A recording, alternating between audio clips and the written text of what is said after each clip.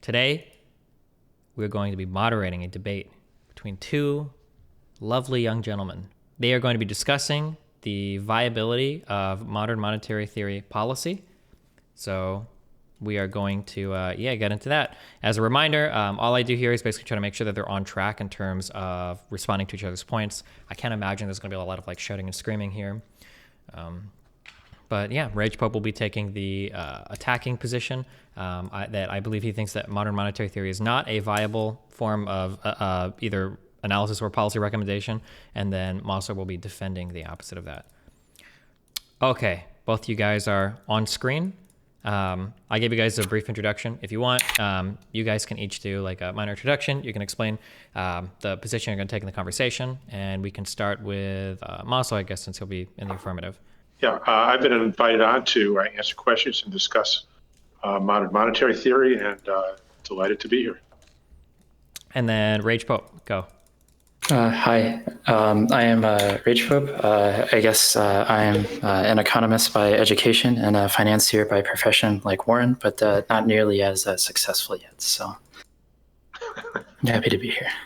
The older I get, the better I was, right? How it tends to be, I think. Yeah. Okay, well, I guess, Mosler, do you want to start off by, I guess, just kind of explaining broadly what modern monetary theory is for people listening who might not be familiar? Okay, so for an entirely non-technical level, modern monetary theory at this point is important for two things. Number one, to understand what I call sequence. Every congressman, every member of parliament up until now, at least, has thought that he has to get money through taxing to be able to spend. And when he can't get through taxing, he has to borrow again to be able to spend. So if he fails to tax and then somehow fails to borrow, he won't be able to spend. And what MMT did, and I picked this up back in the early 1990s, was recognize that, in fact, it's the other way around, that the dollars to pay U.S. taxes come only from the government and its agents. And so they're just not out there until after the government spends them. So the government has to spend first, which before the dollars are there to actually pay the taxes or to buy the bonds. And so the sequence is reversed from general thinking, the way most congressmen. Once you understand the sequence is reversed, that the sequence is spending comes first, providing the dollars that can then be used to pay taxes or buy bonds, suddenly the idea of solvency, crowding out, those types of things become inapplicable, or at least take on very different meanings. But I'll argue that they're just inapplicable to the conversation. And so conversations about fiscal policy have to be based on other things, not that the government's going broke or might not be able to make payments or that it's leaving debt to the next generation or like that. It has to be based on different criteria. And that's exactly what's happened in the last year. We've seen the debate shift to whether all this spending will cause inflation or not, and not whether the government checks will bounce. And the other thing that is now critically important is the understanding that raising rates, higher rates, positive rates, actually support, cause, contribute to inflation. They don't fight inflation. And lowering rates tends to be a deflationary bias. It doesn't add to inflation. The Fed doesn't better meet their target by lowering rates to increase inflation. They've got it backwards. And that's critical because should the economy begin to do better to the point where the Fed gets concerned that maybe they're getting behind the curve or need to get ahead on inflation, so they should start raising rates. It'd be nice to know, once they realize that they have it backwards, then that option will be, again, inapplicable. And they'll look at other things to do to that might be anti-inflationary, but not raising rates. So those are the two takeaways that I'd like to see people get from what MMT has contributed to the public debate. When I generally think about like the big macroeconomic schools of thoughts, I kind of always go back to what I was kind of taught, that economists are basically storytellers. And that's the easiest way for people to kind of understand. So when we go to the modern monetary theory, it offers kind of up a fairy tale which skips over the rougher parts in the middle and then kind of invites the audience to fill in the blanks. The biggest story that MMT tells is this spend first, and then the money comes back to the government, remitted in the form of taxes. But if we go back to our history of money and where it comes from, well, the first money that we used really came as, gold, rocks out of the ground, right? And that's the one that's kind of stuck around as kind of commodity money. And even here in the United States, we didn't really switch over to full chattel money until 1971, I think, which was the end of the Bretton Woods system. So when your economic system revolves around a government being able to create money at will and use that to fund liabilities, I don't think it really represents reality in terms of how these governments, how our economies have actually formed and functioned, even outside of the money creation process. Kind of additionally, my big issue. Can I address that first? Yep, go for it. Sure. Okay, so I grew up in monetary operations.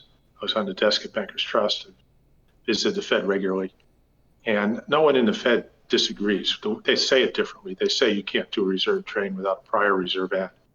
The way today's system works, regardless of how it may have worked at one point in time, I just assume not get into that because it doesn't matter. What we have now is the Fed as a scorekeeper. That they spend by crediting accounts, and taxing is a matter of debiting accounts.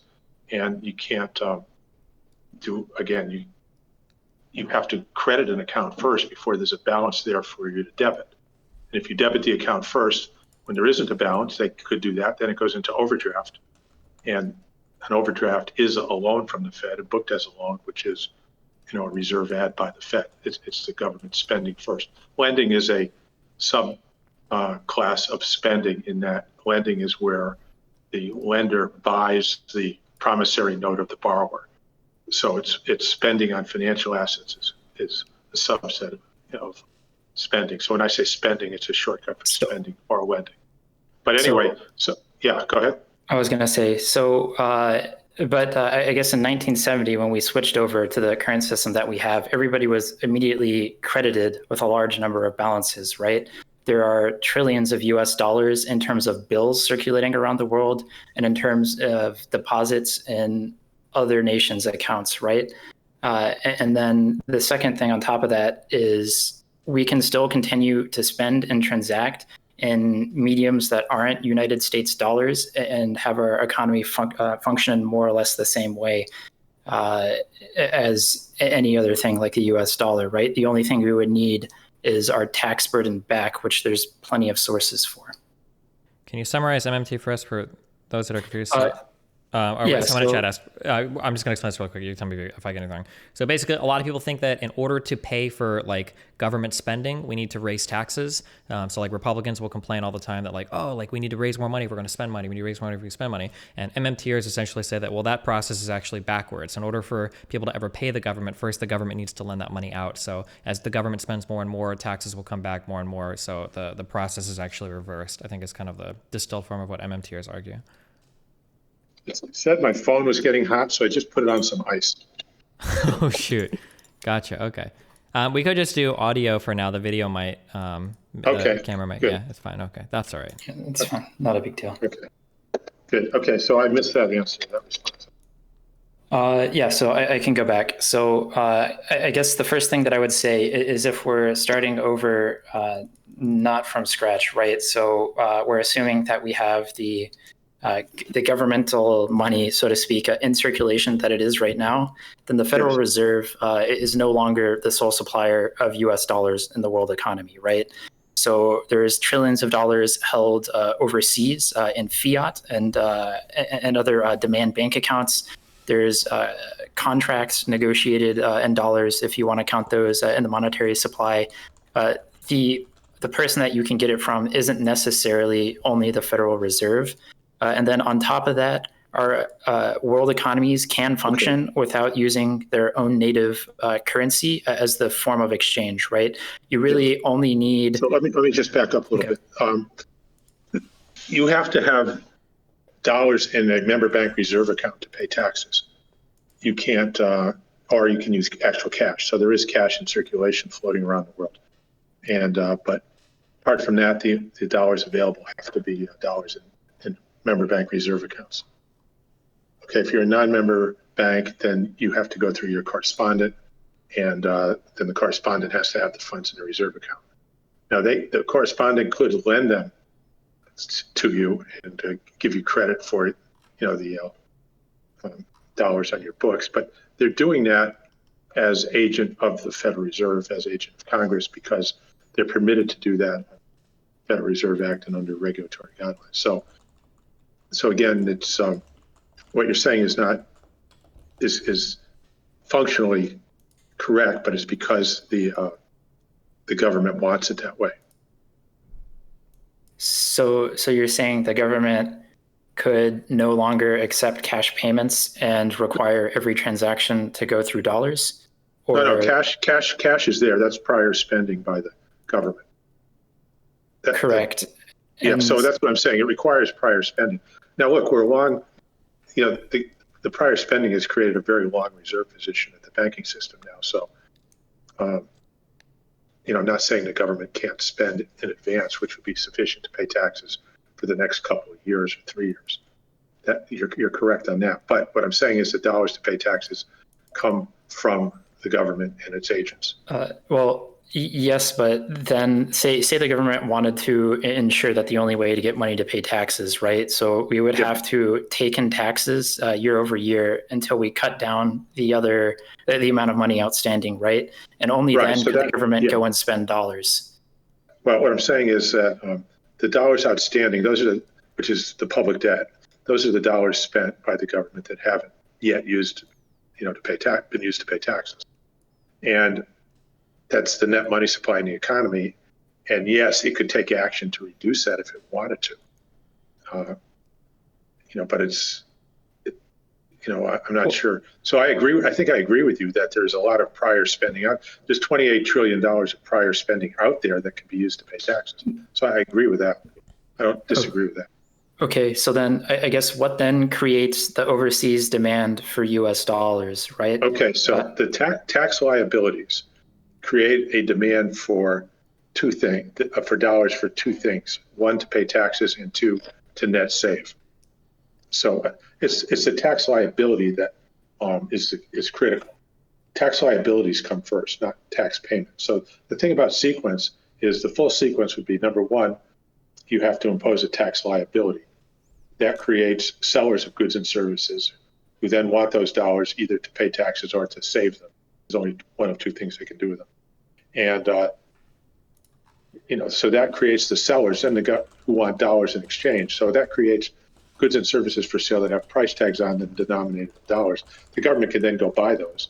It pays for them. Those dollars get credited to reserve accounts. And then the tax liabilities are satisfied. The taxes are paid. So the sequence is tax liabilities, sellers, spending, and then tax payment. Okay, so at this point in the cycle, when there's government spending, I assume the government is paying market rate or above market rate to get the goods that it wants. So it can't say, if a car is $10, I'm going to pay $5 for it. Well, okay, so when there are things for sale denominated in dollars, the government can buy them. It doesn't, at that point in time, it doesn't need to do anything except buy them, because the seller would, at that point in time, would rather have the dollars than the car, right? Correct, yes, but we're in a fully functional economy at this point, right? We know that a Civic is $30,000 or whatever, so the government says $30,000, I'll buy that Civic.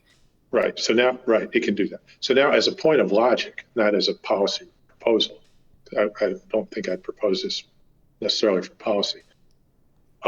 If, let's say, the government this year will spend $7 trillion. And then next year it says, look, I'm not going to pay a penny more for anything than I paid this year. And all of a sudden it's faced with higher prices, right? Well, in that case, government spending goes to zero. And now there's all the tax liabilities out there. There's no new government spending. And what I'll say is you're most likely in a massively deflationary situation where market forces will work prices down to where the government, to where they were the same prices as the government paid last year. Could I ask a clarifying question real quick? Just when you say Yeah. government spending, are you only, Yeah. when you say that, do you just mean the government crediting accounts, or do you mean the government actually purchasing like goods and services? Purchasing goods and services and enabling agents to purchase goods and services. So it's going to be giving money out as transfer payments for unemployment compensation, for example. Okay. And then those people will be paying. So that you become an agent of the government when they do that. But in terms of all the government employees and all the regular spending, the defense spending, everything else, it just says it's not going to pay a penny more.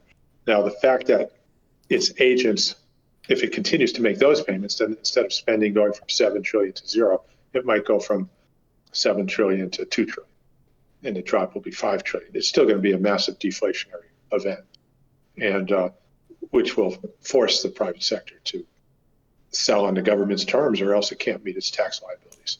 And like you said, there's money out there already. It might be able to survive for 6 months or a year as it cashes in pension funds and whatnot, but more likely you've got a total economic collapse, and the transfer payments will go up. It'll just be a total mess. So I'm not saying this as a policy. Not that this policy should be done, but that's just to make the point that the private sector needs the government's money to pay its taxes. And yes, it's already got some prior spending out there. It's already tied up. That's why it wants more. That's why it's still selling things to get funds way beyond the tax liability. So it seems like the coercive force of the government then is the most important driving factor, right? Because the government has the ability to levy taxes in dollars, it necessarily must force corporations to hand over goods and services in order to pay its taxes, right? Yes, well, the economy as a whole. And yes, and look, taxation is coercive. And once you have coercive taxation, you've got the iron fist in there, and you do not have a market economy. You've got a monopoly that's a dominant monopoly of the currency itself is a monopoly. And it's a coercive, disruptive force, whatever you want to call it. Can I ask you just a clarifying question on that? When people say monopoly or coercive, these are usually like pretty kind of like normatively like loaded terms. Like people mean that these are bad things. Is that, do you necessarily mean that here, or are you just kind of like making? No. What I'm saying is the government's, why is it there? Why is it doing what it's doing? It's there to, what I call in general terms, provide public infrastructure for public purpose. Okay, gotcha. Which is entirely political, right? Yeah, gotcha. And so how does the provision itself, with the military, with the legal system, with public health, how does it get real resources out of the private sector into the public sector? How does it extract them? Well, it does it through coercion, through coercive taxation, which forces the private sector to sell things to the government to get its money to pay the tax. And that provisions the government, presumably on some kind of representative basis in the case of the United States. I'm not going to argue that too much right now. But and so that's presumably we elect representatives to make sure this is done for public purpose, right?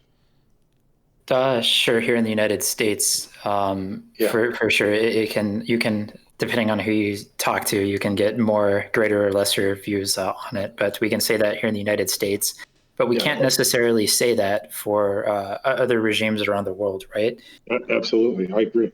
Yeah, there are plenty of despotic regimes that do the same thing. So if we go take a look then at the provision of goods and services that the government, presumably here in the United States, we want to do in despotic regimes, whatever they think they should do, how do we start making those decisions then about what needs to necessarily be a public good versus a private good, and how do we measure that the taxes that we create are good for this, right?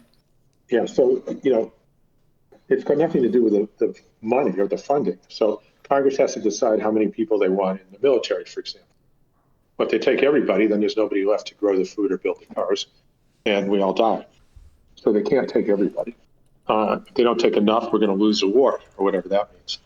And so they have to make that decision of, how many resources they want to shift from private to public domain. Now, if the resources they're shifting happen to be designed to increase the productivity of the private sector so that it's actually ahead, even though it's given up some resources, we call that investment, then that that can be done also. So the example I use is the Panama Canal. The government building the Panama Canal added dramatically to productivity, to everybody's benefit. So even though there were fewer people in the public sector the private sector, those that went into the public sector to build the Panama Canal did a service to the rest of the private sector that was far in excess of the cost of them not being there anymore. Now, if the same government decides to blow up the Panama Canal, then you get the opposite effect, where government has done the opposite. It's a negative productivity story rather than a positive productivity story, right? So yeah, that's where the critical decision is. Now, do you have time for a quick anecdote? Yeah, sure, go for it. Okay, so it was like 1999, and I was talking to somebody from the Pentagon. He said, we really need to build up the military. I said, okay, well, that's good, but I say you should have done that, 8 or 10 years ago during the recession, back when we had extra labor that was unemployed, we had excess capacity in steel and all this stuff. I said, you do it today, we've got 3.5% unemployment, we've got very high capacity utilization, you're going to be extracting resources from, I said, you can do it, but you're going to be taking resources from a productive private sector. He goes, well, yeah, but, back then we couldn't do it because we had a deficit. Today we have a surplus, so we can afford to do it. Okay, so that little anecdote tells you everything that's wrong with public policy, right? So it seems in order for MMT to be viable that you necessarily must have a benevolent public sector, right? This is something that we can really only see in developed nations. No, I don't. Not for MMT to be viable. What MMT is just a description. It's a lens. It's a looking at the sequence properly is not prescriptive, right? So once you see the sequence properly, then you'll build up the military during times of unemployment, rather than times of, prosperity, right? If you have the option. So, but you realize that it's not about the budget; it's about what's going on in the real resources. If we want to do a Green New Deal and we want to build, solar energy, we have to say, all right, how many people are we going to need? We're going to displace them from what they're doing now. We have a lot of unemployment right now, so that's okay. So it seems like it's just more of a timing thing, where it's always more convenient to not take away from private sector resources, except in times of economic downturn. I'm saying the cost is different. The real cost is different. The real cost of hiring the unemployed is pretty much nothing, because they're not going to eat more or anything like that. They weren't producing anything anyway. The real cost of taking people out of, Google to work in the military is we lose whatever they would have done at Google. So then the time to do that is necessarily during a recession, right? And you're only able to finance these projects then? Well, what I'm saying is the criteria. Look, if we need the military and we're running a deficit, it's okay. If we need the military and we're running a surplus, it's okay. Whether we're running a surplus or a deficit shouldn't be a criteria as to whether or not we need to build up the military, is what I'm saying. Sure. I guess specifically in terms of deficit spending, we're talking about financial money printing deficits, right? Not borrowing and spending. That's the other thing that analysis shows, which is MMT. It's an analysis shows, is that functionally there's no difference. Deficit spending is deficit spending, whether you issue bonds or not, whether you do short-term securities or long-term, whether you use paper dollars. Functionally for the economy, it's all the same thing. So, I was saying back in the late 90s that QE was just a placebo. When Japan started doing it, it's just a waste of time. And I had that discussion at the Bank of England. They all completely agreed at the time. I would disagree about QE being a placebo. I think the biggest thing with QE is it sets expectations, right? And if you look at all of the inflation modeling and everything else, what QE is expectations of growth in money supply, which people correlate with increase in interest rate. So it's not really a placebo. It's explicitly everyone's expectation changing, which then causes an increase in the expected inflation rate necessarily. Okay, well, first of all, that is what a placebo does, right? Just changes expectations. Sure, but as soon as you stop the placebo, everything else stops, right? So if it's a channel that has material impact, then how does getting rid of it? Yeah, okay, well, first, QE there's no channel between QE and any of those things you talked about, except for expectations. Second of all, the other thing I'll tell you is that the price level since the currency is a monopoly, is a function of prices paid by government and not of inflation expectations. They've got that wrong. And in fact, the inflation expectation theory is there kind of as a residual because it used to be money supply, a couple other things. And then when that went by the wayside, they were left with expectations. But it doesn't work. I mean, you got a monopoly operating here. So I guess what I'm hearing right now is there's like two big contradictory things, right? So the first one is that I'm hearing is the government needs to or doesn't spend to compete with private sector except when it's necessary. And no, then I'm hearing that we're trying to... I didn't say that. Wait a minute, I didn't say that. Oh, sorry. That's what I said the government has to understand that, the criteria for whether or not you should build up the military or whether or not you do the Green New Deal is not about whether there's a deficit or a surplus. If you want to do more unemployment compensation, it's not about whether there's a deficit or a surplus. There's no solvency issue. Okay, he was talking about a solvency issue, and there is no solvency issue. So you have to move on to other, reasons for doing things. Okay, so sorry, let me rephrase what I said. Yeah. So originally, when we were talking, you were saying that the government, when it creates money to spend, is doing so in a way where it doesn't displace private sector resources, except when it deems necessary to displace those resources, right? And it does so either. That's a question. That's a question. If you're going to hire people who are unemployed, is what the example I used.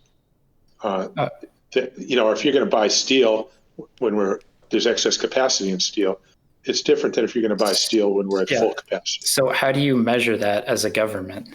And how do you determine that you can buy that? They already do that. We have CAPU, capacity utilization indicators. We have unemployment indicators. We know. We have to continue to do that type of thing to monitor what the capacities are in the economy. Speaking to most economists, or at least ones that I've talked to, the measures that we have are extremely broad and very hard to target, right? And then that also leaves us in the same channel of, well, then what happens when we need to start displacing, right? What is that effect going to be? Right. Well, what I'm saying is that's all we've got, because the money isn't telling us anything. The money is a tool to do the real things to the real economy. So, we got to do what. Yeah, it's like Don Rumsfeld used to say, we got to fight with the army we got, right? And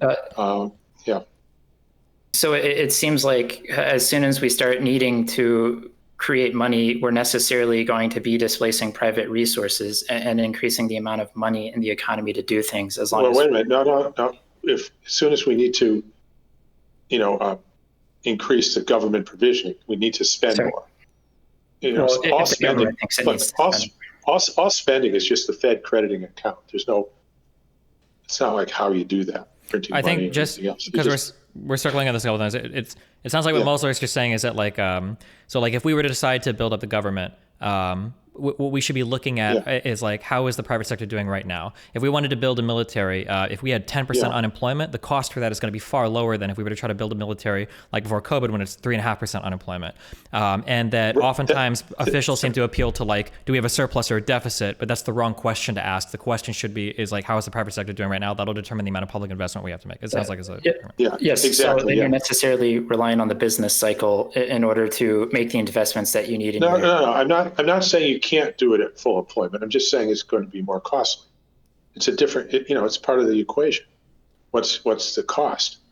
The real cost is what you give up by taking people out of the private sector and putting them in the public sector. If everybody's growing food, and you need it, and you take them out, you're going to starve. Those are because there's a real cost. If there's a huge food surplus and we only need 1% of the people to grow the food, we're not going to starve by having a larger army. This is basically the core problem of the planning problem, right? Where you have the government trying to decide what it needs to produce for all the citizens. No. What it needs to provision itself. Or to provision itself, right? But it's still necessarily planning everything that it needs in some way where it's not sure what the distortions on the economy are going to be by creating. It's already doing that. It's already doing that. But up until now, at least, it's been basing it on its finances, which have no relation to, which I would say is gives you no information. The thing that gives you no information, the finances, is what they've been using for all their information. Sure. So I guess we can go back to the founding of our nation, right, with the United States dollar. So that's basically how our nation was founded. We created these continental dollars to fund our army because we needed to fight off the British, right? That's what we funded our government for, and that's what was necessary. And we ended up making $200 million about. And that money basically deflated into worthlessness, even though it was demanded by Congress from the states to pay their taxes in, right? So what happened there?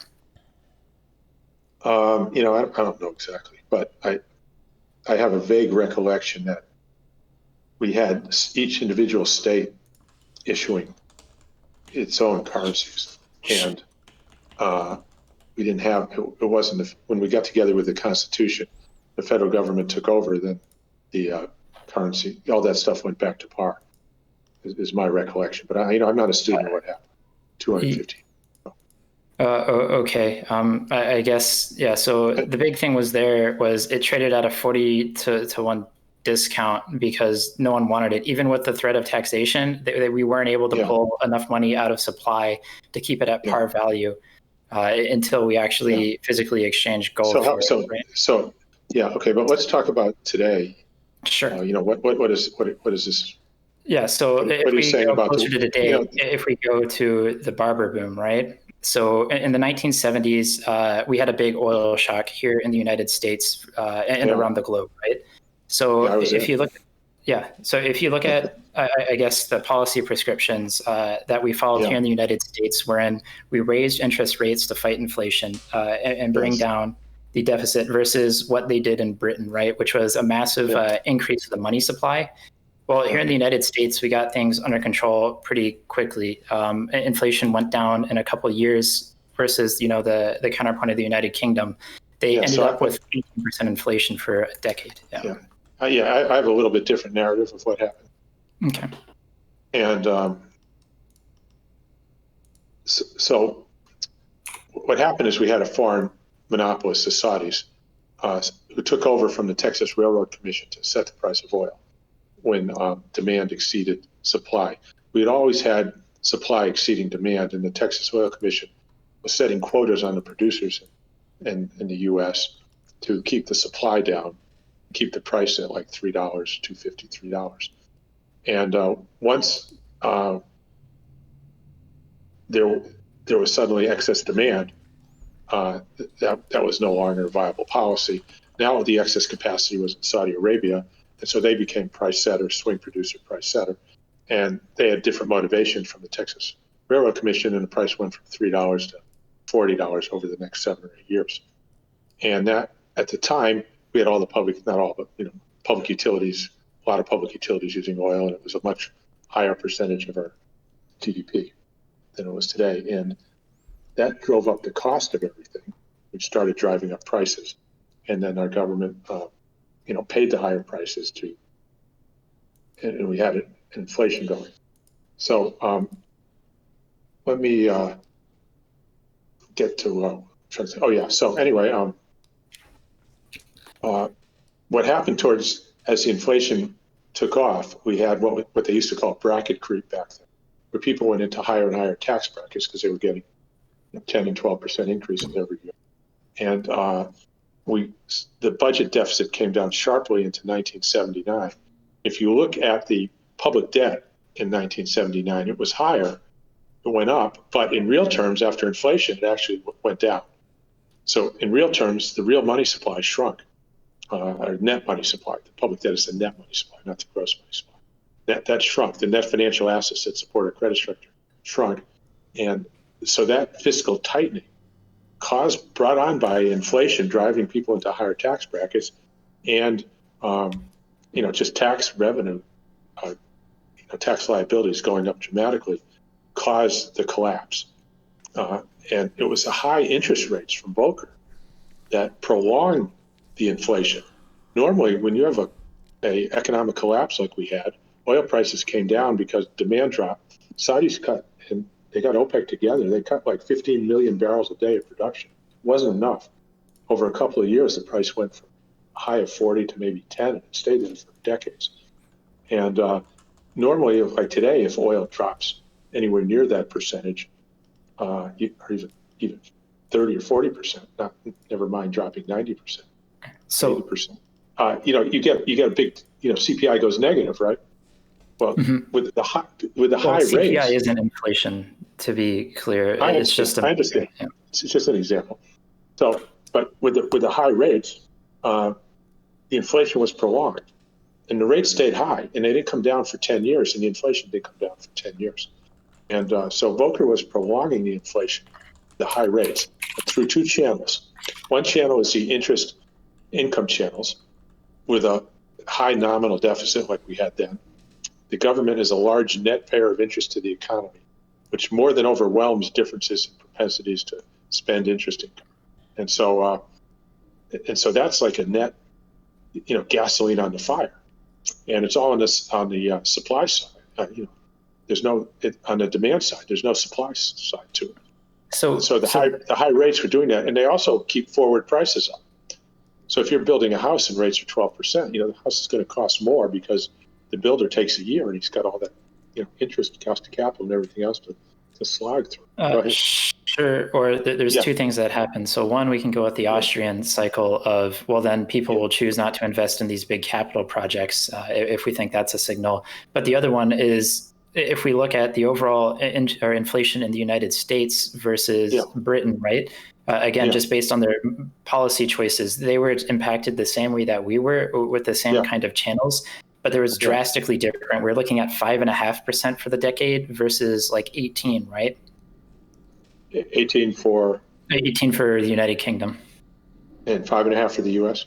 About over the decade, maybe closer to 6.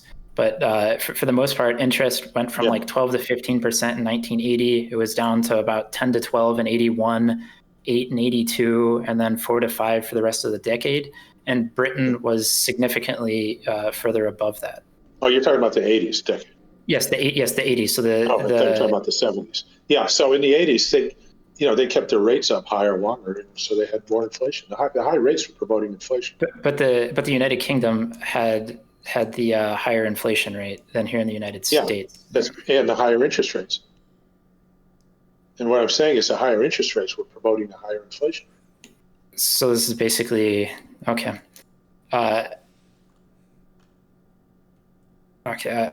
So I guess like the big thing then would be if higher interest rates change inflation, then why doesn't the Fed just set policy at 2% and just perpetually have 2% inflation, right? It doesn't exactly because they have it backwards. If you look at Japan for 30 years with zero rates, they've had no inflation to speak of, and so that's because of old age and because of trade policy, right? They're a majority. Well, I know everybody calls Japan an exception, and then all of a sudden, now Europe's been in zero rates for 10 years and negative rates. Europe's also been in economic stagnation because of piles of debt, right? Yeah, but I'm saying the zero rates have contributed to that, which I talked about in 2012. Where I wrote about back then that when they dropped rates, Draghi do what it takes to prevent default. Rates came down and the economies got worse. If you look at the U.S., when we went to zero rates didn't get us out of anything. And when the Fed started raising rates, inflation started going up. And then when they cut them back, it went down again. Well, to be clear, inflation preceded the rate increases here in the United States. No. There's a paper by Richard Warren came out a couple of years ago, 3 years ago, shows globally that the rates, move in advance of inflation. So he's a central banker. Right here in the United States, we're seeing inflation right now through our lumber, through our other commodities, right? But rates haven't changed, and the Fed signaled that they're keeping the rate same through 2023, right? We're looking at 3 to 4% year over year inflation, mostly because of the coronavirus drop off. But at the end of the day, we're seeing inflation. It depends on how you measure it. CPI is not there. CPI is still under PCE or anything else. You're seeing inflation in real goods. What I'm saying is the zero rates, if we keep them for 4 years, will help keep inflation down. They will not get us behind the curve. That's what happened with Greenspan. He started raising rates because of his forecast, and there wasn't any inflation. Then after not too long, we started getting some inflation, so we kept raising them, and then we got some inflation back. It was not much, but and they said, "Oh, what great forecasting he had." The maestro. Well, he was causing it with his rate increases. So I don't think the rate increases were necessarily causing inflation there, right? Okay, I think well, that would be a majority. A majority of that was caused by drive in U.S. purchases, right? In terms of our foreign currency fluctuation, and then demand for safe treasury bills during the 1990s. I think are the biggest two drivers of that. So the other thing is, you look at 30 years of zero rates in Japan. You can't say they weakened the currency because it was strengthened the whole time up until the earthquake. And then it got strong again after the adjustment. But if you look at Europe, it didn't cause, the zero rates haven't caused a collapse of the euro, and they certainly haven't caused a collapse of the dollar. Everybody's been forecasting it, but it hasn't happened. They haven't caused a collapse in the euro or the dollar because interest rates haven't risen yet. And here in the United States, we have plenty of fiscal space in terms of raising debt. Yeah, I can't prove this. Sure. But I can point to the two channels that I think make the contribution. Those two channels can't be disputed; they're real. And so you could say there are other factors that are more powerful than that. Fine, but I think if you do the econometrics, I think these channels are the more powerful channels. Yeah. So I haven't done the econometrics, but I've talked to people who at the Fed, and when I talk to the staff, senior staff, they don't disagree with me. Yeah. So if we talk about, I guess, the econometrics behind everything, the one thing that we see, one of the most prominent ones, is just structural federal deficits, right? And those lead the most in terms of raising inflation rates, right? So whenever the federal government spends more money than it gets, it seems to directly imply inflation is going to happen, right? So then why does spending by creating money necessarily not cause inflation, but borrowing and spending at a structural deficit does? I don't think there's any difference.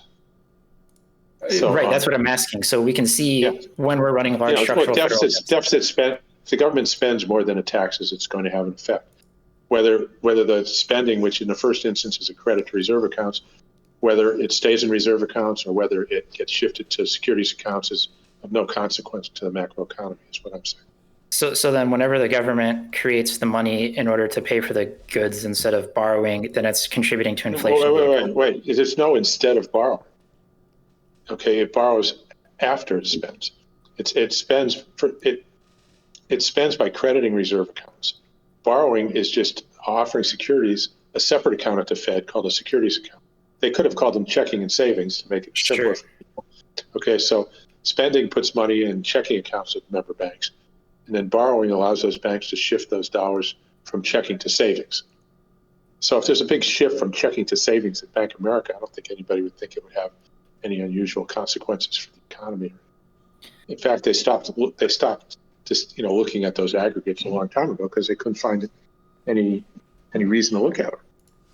So then why is the path to purchase those treasury bonds, the Fed purchasing the treasury bonds, that the treasury issues the debt, which is bought in the auction market, and then they take it and repo it at the Federal Reserve to get the same dollars, right, for that money creation channel? It seems like they're borrowing for the money, and then you can say, arguably, monetizing the debt by selling it to the Fed. Yeah, it has that appearance. But if you look at the outcomes, the sequence again that is most illustrative is that the Treasury the government either spends or lends, which is spending, crediting reserve accounts, and then selling Treasury securities is a reserve trade. Now look, if the Fed comes in to sell securities, it's a reserve trade. If the Treasury comes in to sell securities, it's funding. Okay, they're both the same. The private sector doesn't know the difference. It can't have any different. Why would there be a different effect on the macroeconomy if it doesn't even know the difference? And if Bank of America came in and bought securities, the macroeconomy doesn't know the difference between Bank of America buying it or the Fed buying it. It's all the same thing. So if the macroeconomy doesn't know the difference between the Treasury spending first or going to the Fed or going out to the market and borrowing and spending it first. No, I didn't say that. Or sorry, I misspoke. Okay. I guess I get. Yeah. Okay. So if it doesn't I'll let you understand the finish. I'll let you difference finish. yeah. So if it doesn't understand the difference between going to the economy, issuing bonds to get dollars and then spending, or creating the money, spending it, and then going out and getting bonds, then there shouldn't be any difference between the federal government creating a dollar to spend versus deficit spending impact on inflation, right? Because the macroeconomy doesn't understand that there's a difference. That's correct. And so I'll repeat one more time. The government always spends the same way. It credits accounts, no matter which one of those you choose. It's still crediting the account of J.P. Morgan for Boeing correct. or whatever. So then when we can measure structural deficits having a positive impact on inflation, it doesn't matter if that deficit is financed by borrowing or by money creation, then, if the macroeconomy doesn't know any difference. Yeah, I wouldn't use the word finance, but to your point, yes, I agree. Sure. That's okay. Correct. So, yes, and deficit spending is an inflationary bias, whether it's structural or not. It's an inflationary bias. So even if we're structurally spending, it should. So now we're running a deficit, even if we're running it in a time of economic downturn like 2008. Well, you're still having an inflationary effect, even though we're deploying resources that are idle. Yeah, in the sense that if we didn't do it, it's counterfactual. We'd have a whole lot less of an inflation. We'd have a deflationary effect. So it'd be less. It could be inflation or less deflation, right? It's all the same thing. Okay, so then the money creation does have an inflationary effect on the economy, and we're using it. Yeah, what you need in this case just to keep you at zero, let's say. Otherwise, you're going to go negative. No, I know it's not zero; it's 1.7 or something. Well, look, whatever the unemployment, whatever the average that we try to whatever the unemployment rate is now, if we had less deficit spending, it would be higher. Aggregate demand would be lower. Aggregate demand would be lower. Yeah, and so deficit spending increases aggregate demand. Yes, and that's very much to the extent that it's spent. Yeah. Yeah, so that's like very much a classical Keynesian model, I guess, and not really anything new. No, it's like it goes back to 1598 or something. Right. GDP is spending. That's all it is. If everybody decided not to spend anything, the GDP goes to zero. That's the paradox of thrift. That's hundreds and hundreds of years old. Exactly. So then, if somebody doesn't spend their income, someone else has to deficit spend more than their income, or else the output wouldn't have been where it was. Well, is that necessarily a bad thing then? Hello? Uh-oh. We lost. Oh, for fuck's sake. We're starting to get somewhere. Oh. Welcome back. Hi. Hey. Yeah, go ahead. Something happened. So you said, is that necessarily? Okay. So where were we? So now if we're having to deficit spend when things are coming down, that means that when our economy is growing and inflation is going up, we need to start cutting back necessarily on the government spending. Yeah, I'd say that, we use the word if we need to. I'd say if we don't, then we could, if the government is paying higher and higher prices, then we're going to get a higher and higher price level. The price level is going to. So that might be, it's a political decision. Are you okay with 5% inflation, 2%, 10%? That's not an MMT decision. That's a political decision. Sure. So then how do we decide then? Do we just continue to allow inflation so we have the level of government support that we need or that we want? Is that how you run the economy then? Just let inflation go way up as long as everything else is held constant? Number one, it's a policy choice, but number two, there are policy options where that doesn't have to happen. Okay, right. Go ahead. So then the policy choice is essentially to raise taxes in order to balance out the budget, so to speak. Oh, well, if you have excess demand driving up prices, which is something I've never seen, in my 50 years of experience, but it's theoretically possible. Well, wouldn't you call 1980s Greece excess demand? Basically, the explosion in GDP was deficit finance growth, which caused inflation. In Greece? Yeah. So if you look at I don't know the specifics of Greece in 1980. I know in the U.S. I haven't seen it in the U.S. What was the unemployment rate in Greece when that was happening? I want to say it was close to 3%. I could double check. Yeah. 4%. 19, 19, what? That's not right. 1980, their unemployment rate was, where is this? I don't know. I can't pull it up. I can find it later. But yeah, so. The unemployment rate will give you a sense. Yeah, it was 3% in 1980, right? It peaked out at about 7% in 84 and stayed flat around 7 for the rest of the decade, right? Yeah, so it doesn't sound like it was excess demand, but I'm just looking at just what you just told me. Yeah, so I mean, the big thing that we saw in the Greek economy during that time period was basically we had a big increase in the debt to GDP ratio, right? And so that deficit spending then necessarily ends up as excess demand in the economy, increases aggregate demand. Not necessarily. If you've got a high cash economy where there's a high need for a large net money supply, you can have much higher levels of GDP. If the economy is what I call a good saver, like Japan or Italy or Greece has always been good savers. I mean, where low credit growth and high domestic savings, then you can run a larger deficit without getting excess aggregate demand. Well, I don't know. I'm just guessing. Okay. All right. Well, I mean, I think the big theory that I would posit there. But I remember all kinds of issues with military takeovers and whatnot in Greece. No. Mm-hmm. Sure. I mean, those can definitely contribute. And then you get like this. You get a lot of state-owned enterprises, right? Mm-hmm. And then you get massive corruption where the banks were nationalized. We get public banks where it was all politicized.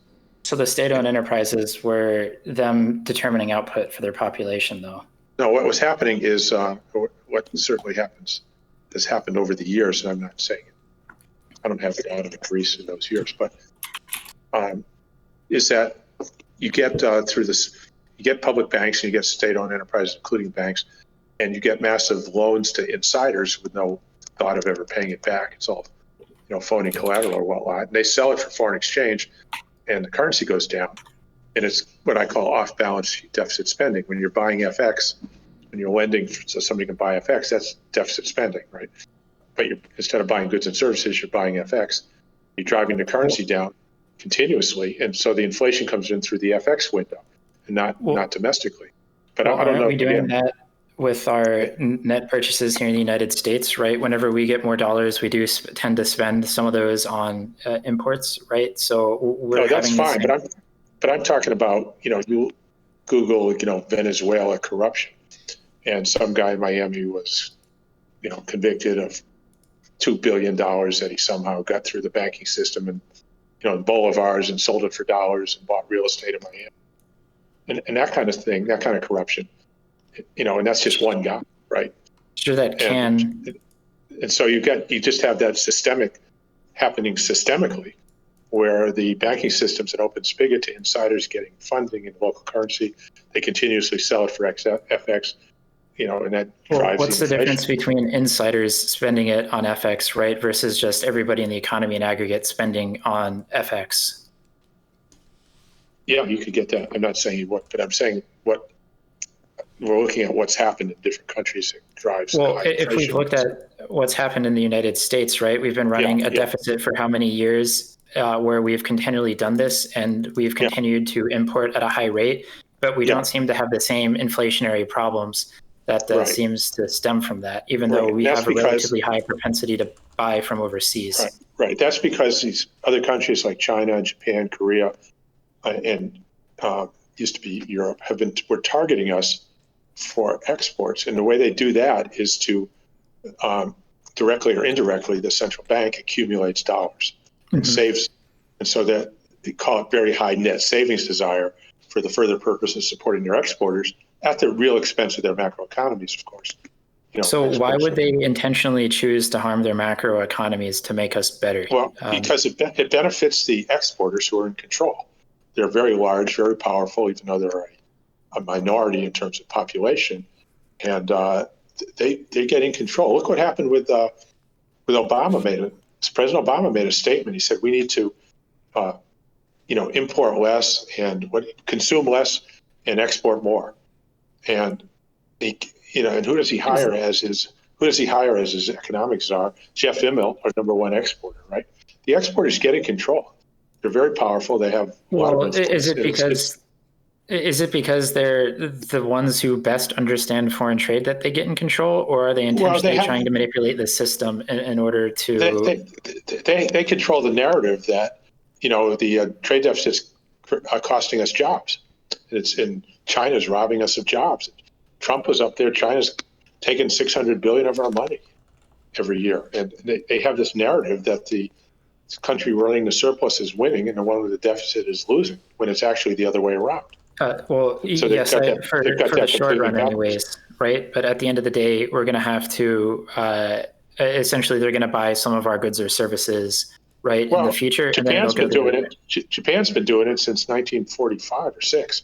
So what kind of short run is that? 70 years? They've had 3 or 4 generations, live and die at their machines, building us stuff to export. So then why would they, Japan, another democracy, stable democracy, just choose to enslave their citizens to the machines to make the United States a better place, right? That just doesn't make sense. I know, but they do, because their exporters are in control. The guys who run Mitsubishi and everybody else are the ones that have the political power and the influence. They have the narrative that they're the job creators and they're bringing in the real wealth. They've got $2 trillion at the Fed. Look at that. We're winning. Can I ask a clarifying question for both of you just on this particular thing? Yeah. Just total layman's. My understanding was that generally USD isn't necessarily hoarded by exporter countries, but that a lot of that USD will come back in the form of reinvestment in American businesses or American real estate or something. That if we run a huge deficit with China or Japan, that they're not just hoarding USD, but a lot of that money is coming back for domestic investment for foreign investors. Is that true or not? Yes, it's about the word a lot. They accumulate FX reserves. China's got $3 trillion. I don't know what Japan has, maybe $2 trillion. I don't know what Korea has. And that's what Germany used to do before the euro. They bought lira, which everybody agreed was they were buying them for. I guess the only thing backing them was their BTU value or something. And because their exporters in Germany wanted to export to Italy, and so they needed that channel to do it. So you had the Bundesbank buying Italian lira to support their exporters. These people they have control of the narrative that they're the ones that are good for the country. And it's an easy sell. Look at how Trump sold the tariffs. And the Democrats agreed. There's 95% support for these tariffs, right? But we've got this thing backwards. And that started taking the U.S. economy down, many months, maybe a year before COVID, whenever he started that. And they're still there. And Biden's still on them, even, with no... So 2 things. Doing anything. Yeah, go ahead. So I would agree with you that trade is necessarily a good thing for the United States, but I don't think that we're intentionally getting better off by everyone else, right? Or by everyone else just choosing to give us resources. One, because they can choose to reclaim those resources at times which are most disadvantageous to us. Those dollar reserves that you're saying that they can have, well, they can call those back in the midst of a recession. What do you mean? Wait a minute. What is called the back? So if they have the dollars, they can necessarily go and purchase our goods and services, right? Whenever the dollars that they've hoarded. So in terms of real terms of trade, listen, I agree with you. But look, that's what President Trump and Obama and Biden are trying to get them to do. All things backward. If you got a goose that's laying the golden eggs, you don't kill it. Well, but we're necessarily being worse. So in this example, we're necessarily being worse off, right? Because if we're trading at 10 to 1 when we're buying goods and services, and then in the future, they're able to call it back at 5 to 1 for whatever their currency is. Call what? The exchange rate, right? So if we have... Look, they have to go... They sell us... Japan sold us cars at $2,000. Sure. Now if they buy them back, they got to pay... whatever the market bears, $50,000. It's not about the exchange rate. It's about what your money buys. Right, but as our productivity they're at risk. But they're at risk for their purchasing power. If we don't have any productivity, what can they buy? If they were to hold it in dollars, but they don't, they reinvest it in American goods and services, right? You were saying that if they did that, there wouldn't be a trade deficit. Well, there would be, because it would be in the financial account, right? If we look at the deficit, okay. But they hold $3 trillion of U.S. Treasury securities. Okay. Sure. China, and Japan's. Yeah, but what's the total Treasury securities held from foreign accounts? 15 or 20 trillion. It's huge. No, majority is held by people here in the United States. You can argue that they own. So it's 12 trillion, 12 trillion or something. Big number. Sure, 12 trillion out of 30, right? So one, it's not the majority of it, and two, if you look at the trade deficit, well, there's trillions of dollars not accounted for being held in treasury bills. So you have trillions of dollars that have gone somewhere, and it's not into their holdings of the corporations, right? It's been repurchased into American assets. So it's not just sitting there idle. Yeah, they own American assets. That's okay. Yeah, but like I remember when the Japanese bought Rockefeller Center. It's not Japan, the exports that are hurting them. It's think about it. Bad thing. Look, I remember when Japan bought Rockefeller Center, and there was a big thing in the paper. They bought Pebble Beach and Rockefeller Center or something like that. It's Japanese. I said, look, what are they going to do? Dig it up and take it home? I think we still skate on. Still skate on the pond. For what I'm sorry, What difference does it make? What difference does it make if they own those assets? I think what Ragepope is getting at here. So remember earlier in this conversation, you made the reference for when the government should consider buying goods or services from the private sector, they should do it in times of economic downturn, because that's when it's going to be when you're going to get the most for your dollar, basically, right? If I'm trying to employ somebody as the government, I want to do that in a 10%. I didn't say that. I said it's a different cost. Oh yeah, sure. I'm sorry. Not necessarily they should, but that maybe that's how you. How do you analyze the cost? You analyze the cost that way. Yeah, I understand. Analyze the cost by dollars. Sure. I'm sorry. I didn't say you should or shouldn't do it. Yeah, I understand. Normally people would say lower cost is better, but I understand what you're saying. But I'm just saying that in terms of like that analysis, that like it would cost less to do it in times of great when the unemployment is higher versus lower. That might be one factor. I think what Ragepope is bringing up here is his idea is if somebody is allowed to run a massive trade surplus. They would be running a trade surplus with the United States for extended periods of time, and then they're holding USD. That what happens is that they can time their investments with U.S. economic downturns. And I think what Ragepope is saying is that in the end, that might end up being a loss for us. That if somebody is allowed to trade with us when our economy is doing really, really well, and then they hoard USD, and then they wait for a massive economic downturn, and we'll use real estate as an example, and then bring all of those dollars back and invest when the economy is in a slump, that somehow they're kind of getting one over on us, or they're advantageously positioning themselves around like the amount of USD that they're holding, is what he's saying. Yeah. Okay, so number one, anybody can do that, not just a foreigner. Just because somebody's a non-resident. So what? Bill Gates can do that. He makes all this money, and then he can buy real estate when it's down. So that number one, that's sort of the way it is. But number two, what are they going to do with the real estate? Dig it up and take it home? They don't get anything from us until they. Fuck. What are you doing? Damn it. Why are you trolling? Oh, there you go. Sorry. Portland internet. Okay, hello? You there? Yeah, you cut off for a second. You said, what are they going to do? They don't get anything from us until they net import. Sure. Well, I mean, yeah, they don't until they net import. And when they do, it's one, on their terms. It's like on their terms, right? And two, I don't think. Well, no, it's not on their terms. We hold all the cards. We can have export tariffs, or export taxes. We can do whatever we want. But they're holding like U.S. tax credits. Good luck. I mean, what kind of risk are they taking? It's an insane risk. So, well, I mean, the damage that it would do to our country to set up tariffs to prevent them from doing that, right? The damage, the mutually beneficial global trade that happens isn't necessarily only good because we get exports and imports, right? If we start just raising taxes because we don't like them purchasing our real estate or something, and we start putting these barriers to entry, that very much has real effects on American livelihood, right? Suppose we just double all our prices. What are they going to do? Call the manager? They can't do anything. Well, I mean, no one's going to want to hold U.S. dollars anymore, right? Well, at that point, they're trying to spend them. They're already spent. You're saying if they try to spend them.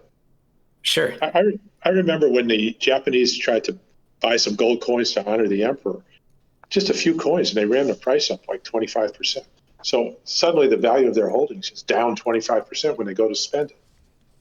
Yeah, but that's when they're trying to buy something in a highly illiquid market, right? We can think about all the goods and services that we produce in the United States, and that purchasing, $1 trillion into a marketplace of, what is it, 20 trillion nominally this year, you can do so in ways without pushing prices significantly. Sure, if you wanted to buy all the silver or all the onions, you can definitely do that.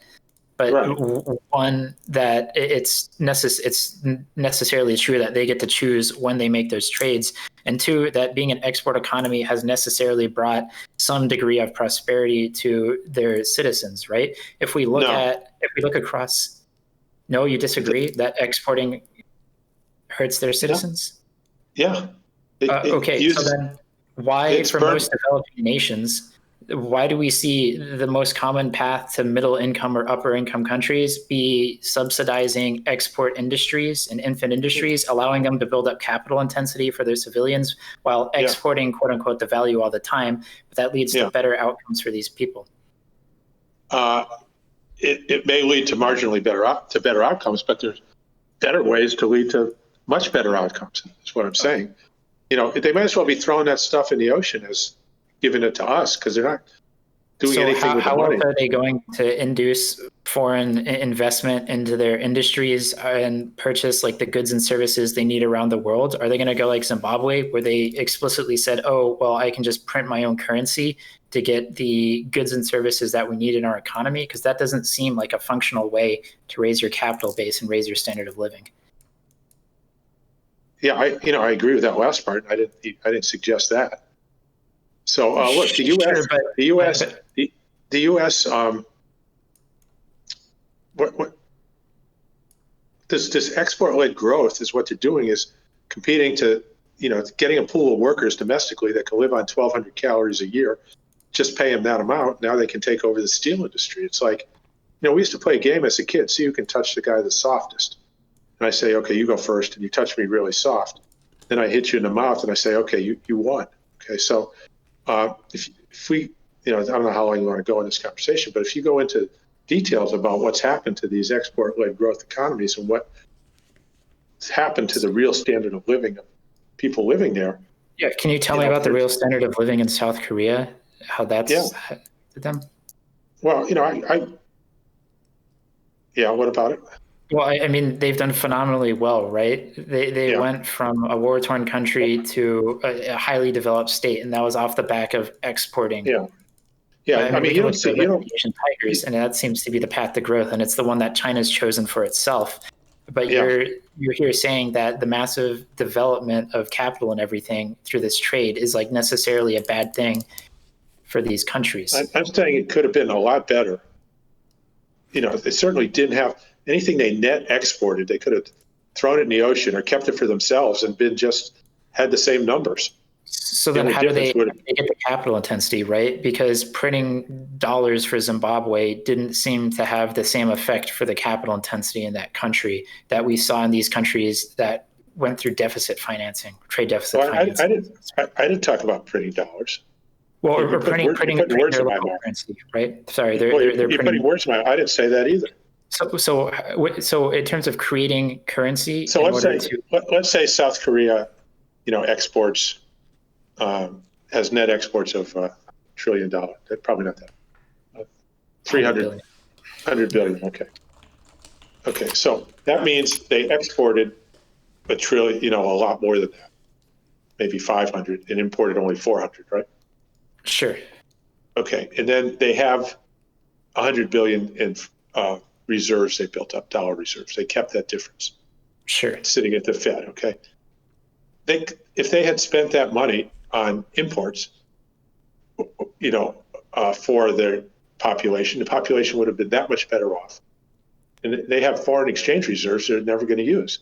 Japan's been accumulating their foreign exchange reserves for 70 years. China's been accumulating for a long time. These things are accumulated with no intention of ever using them. And the reason they don't use them, because if they use them, then the currency appreciates and their wages are no longer depressed and they lose their export status. The only reason, that's how they're getting their export status to begin with. So by keeping their wages below.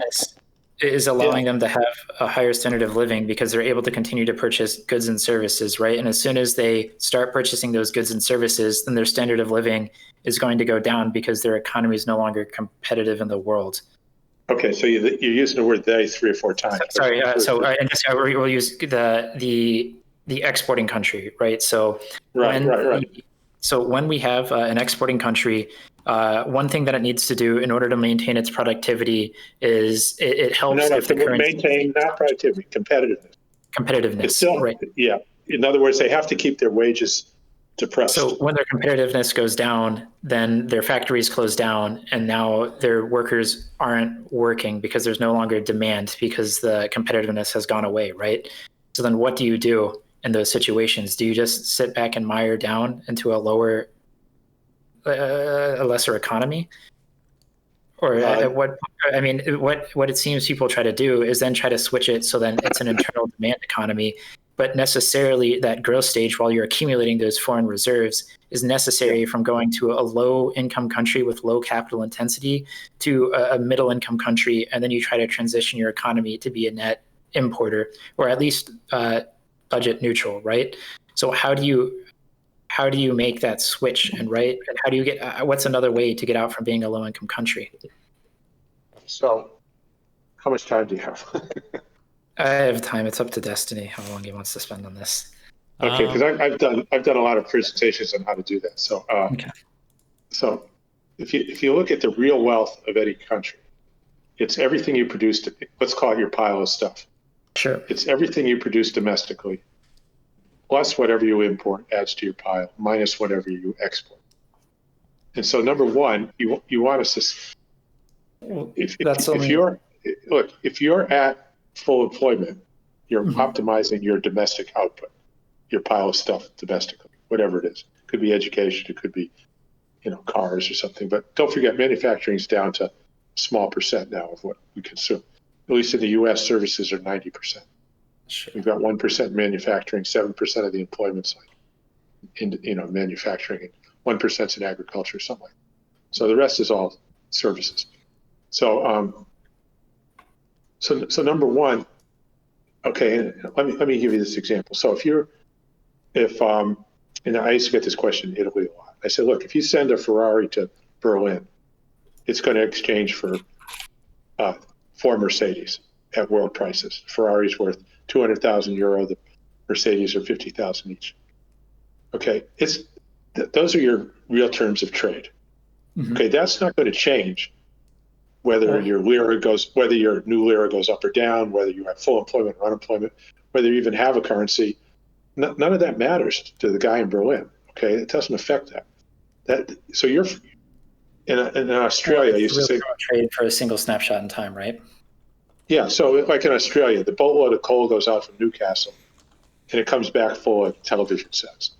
And the amount of television sets you get, in wherever it goes to, Taiwan or something, that you get for that much coal is based on world prices. It's not based on anything you can do in Australia.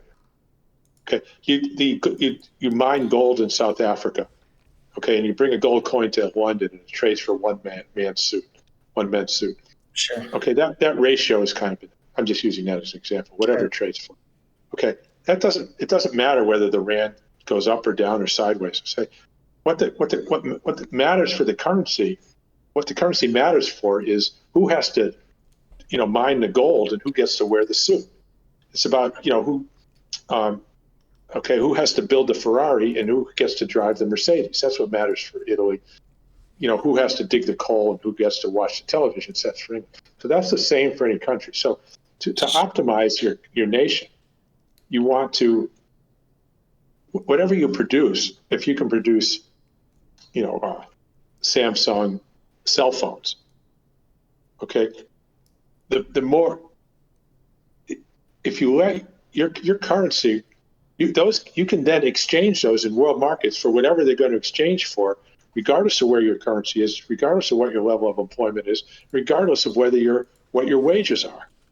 They're still the same things that you produce are going to exchange in foreign exchange markets for the same thing.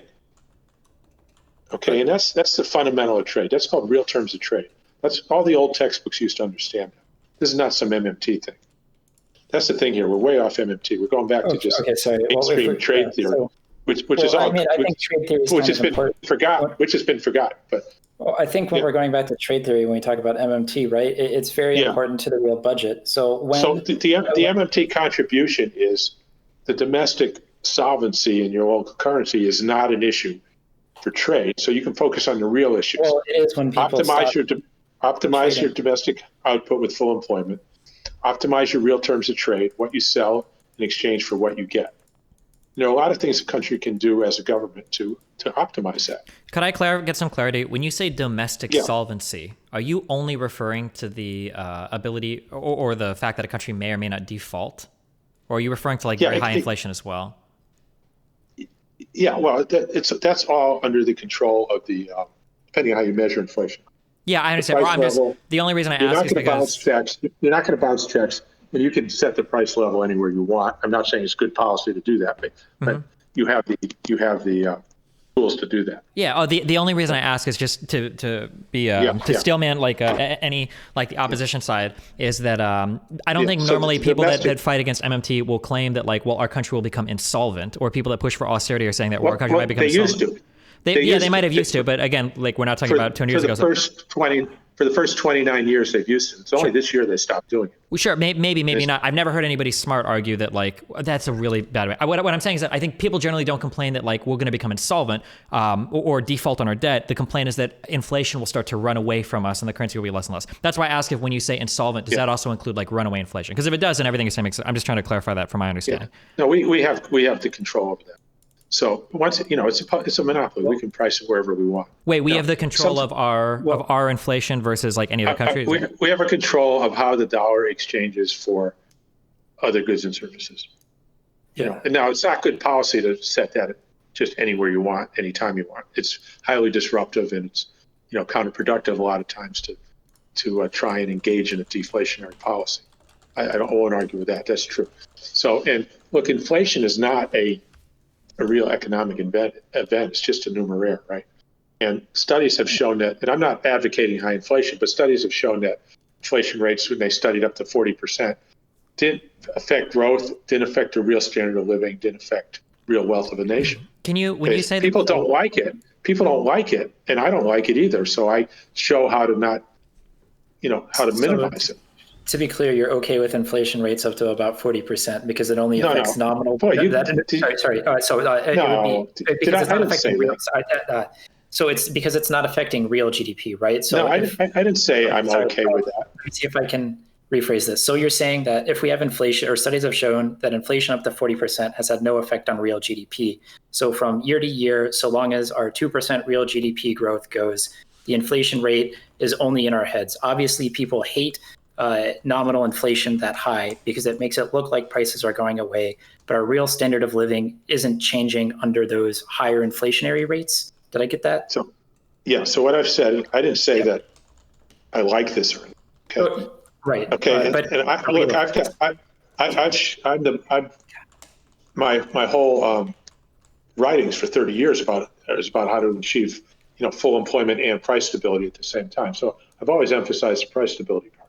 But what I'm saying is economic studies have shown that inflation rates up to 40%, that's only because they studied them up that high, don't depress real economic growth or the real standard of living. Turkey had a very prosperous economy. It was chaotic for a long time with 100% inflation, 150% currency depreciation. They had very high growth rates for a long time. Now, again, I'm not advocating that. And don't put those words in my mouth. Right, yes, just giving you the facts, okay? Okay. Yeah. Do you guys want to do one more topic? So number one, it's not if inflation goes up to 5% in some year, you haven't lost anything, and it can be stopped. I just did a paper on the Weimar Republic to show how the government policy caused inflation to be what it was, and that as soon as they changed policy, it went back to zero. So it's not like it's a function of government policy, and certain policies are politically viable at certain times, and that changes. The political viability of policies changes. So just talking from a purely operational level, Yeah. So, but look, the point is, that's not, and again, that's not MMT. That was some mainstream guy did that study from Right. University of Chicago or something. I don't know. It wasn't me. So, and there've been a lot of them. The central banks have done those studies. They all have those same studies. That's why they want 2% inflation instead of 0, because they think you get better growth at 2 than you do at 0. Now, personally, I'm fine with 0. I think they're wrong about that. I would agree with you on that. I think 0 is a much better target than 40, right? Yeah, and there's no reason not to be at 0. Now, the job guarantee. Look at the job guarantee. You've heard about that? So I'll summarize it for the audience. Let me know if I'm wrong. But so the job guarantee is basically a government subsidized work program wherein we take people who want to be employed but can't find gainful employment in the private market, and we pay for it through and we pay for it. So we'll say we'll pay you $5 an hour to do some job that we think the government needs, right? Done, and then you can get real employment in the private sector. The thought being that somebody gainfully employed in the private sector, in the public sector doing something is going to be better for the private sector hiring of that person. Is that correct? That's pretty close. Yep, very good. So, so right now they're talking about $12 or $15 an hour, the people who are advocating, but it's just a numeraire again. So it's a one-time event. If you get it a little high, you might have a one-time adjustment. If you get a little low, you might have an adjustment, but whatever. So, and the idea is that it's a better price anchor. It's better for price stability than using unemployment the way we do now for price stability. Right now, we use the unemployed for price stability. We look at the unemployment rate, the Phillips curve. So it's what they call it. If it gets too low, you're pushing inflation. If it gets too high, you're pushing deflation. Right. So what we're saying is that doesn't work very well for a very good reason, and that is employers don't like to hire the unemployed. So you create all these unemployed, and the only way it can work is if they hire them to try and keep wages stable. But if they're not going to hire them anyway, it doesn't work. Well, my question is being on the public jobs program, is that going to be just as much of a stigma as not working at all, right? If a private sector employer That's a good question. Good question. The answer is no, because it's been tried in a lot of places. We tried it in Argentina. A friend of mine, Daniel Kozar, was labor ministry. He did it in 2001 after the peso blew up and floated. And they offered a job to every head of household who wanted a job, paid almost nothing. It's like 100 pesos. Well, I mean, Argentina is still sitting at 10% unemployment. I guess that's down from 20%. No, but let's go back. They don't have this program anymore. So when he put that in, they had 2 million people enter that program, and the population was only like 35 million.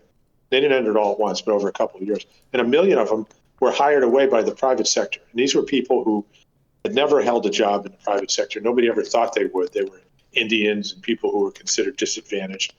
And once they showed up every day and had a track record and came in clean and were nice, people in Buenos Aires started hiring. Private sector started hiring. Insurance companies would hire. Those are people who are traditionally not in the labor force, right? And so you're seeing different people who are there. But here in the United States, most populations would be considered in the labor force. So it seems like you're not shifting really from unemployed people, but people not looking for employment, which wouldn't be the same unemployment that we understand, right? If you look at the U.S., the Fed publishes a number every people hired who were not previously in the labor force.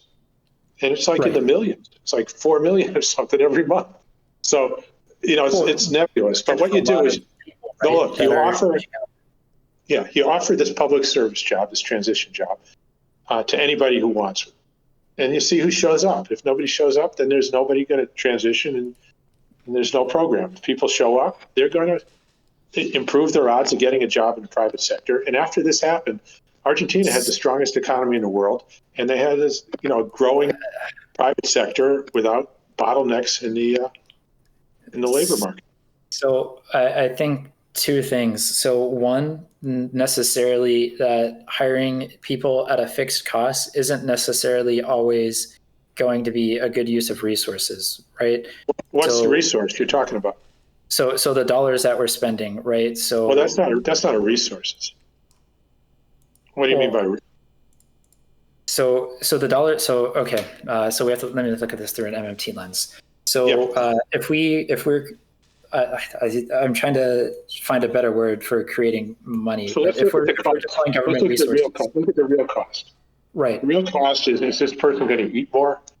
Is he going to commit more crimes? Is he going to, what are the real costs of real resources that he's going to consume? It's trivial. Right. So how do we measure the minimum standard of living for these people, right? So that we're only paying them the absolute minimum that they need to survive versus what consumption they would have in excess, so to speak, when they're on this government program, right? Because if they're not right now productive to that level. Yeah. Well, right now at the $12 or $15 an hour that's being talked about, which a lot of people consider high, I don't think anybody's consuming excess resources on $600 a week gross pay. So, I think that's still, subsistence level in the United States today. So that's about $30,000 a year, right? And I think that's you can see a lot of regional variability on where that's way too much and where that's not enough, right? And then it's regional variability where there's people who live at home and don't have to rent, and don't have a family, and don't have kids in school. But it's not for anybody, who's actually got to support themselves with health insurance and whatever. So you're not living very high on $30,000 a year, no matter where you are in this country. Sure, but I mean, it seems like the market won't support that level on its own, right? In those areas. Well, it can't because did I go through the money story? Sure, go through the money story. Start with the tax liability, right? Yep. And what's the purpose? To create unemployment, to create people looking for paid work. Okay, and without that, there is no unemployment. There is no unemployment in a non-monetary economy without monetary taxes. There are no people looking for paid work. You go to any, So then I guess how do they exchange with each other, right? Because we've seen in every society, even in Capistan, so to speak, right? There's always a medium of exchange between them, and there tends to be unemployment even there where people can't find jobs for labor, so they go back to subsistence. Where's this?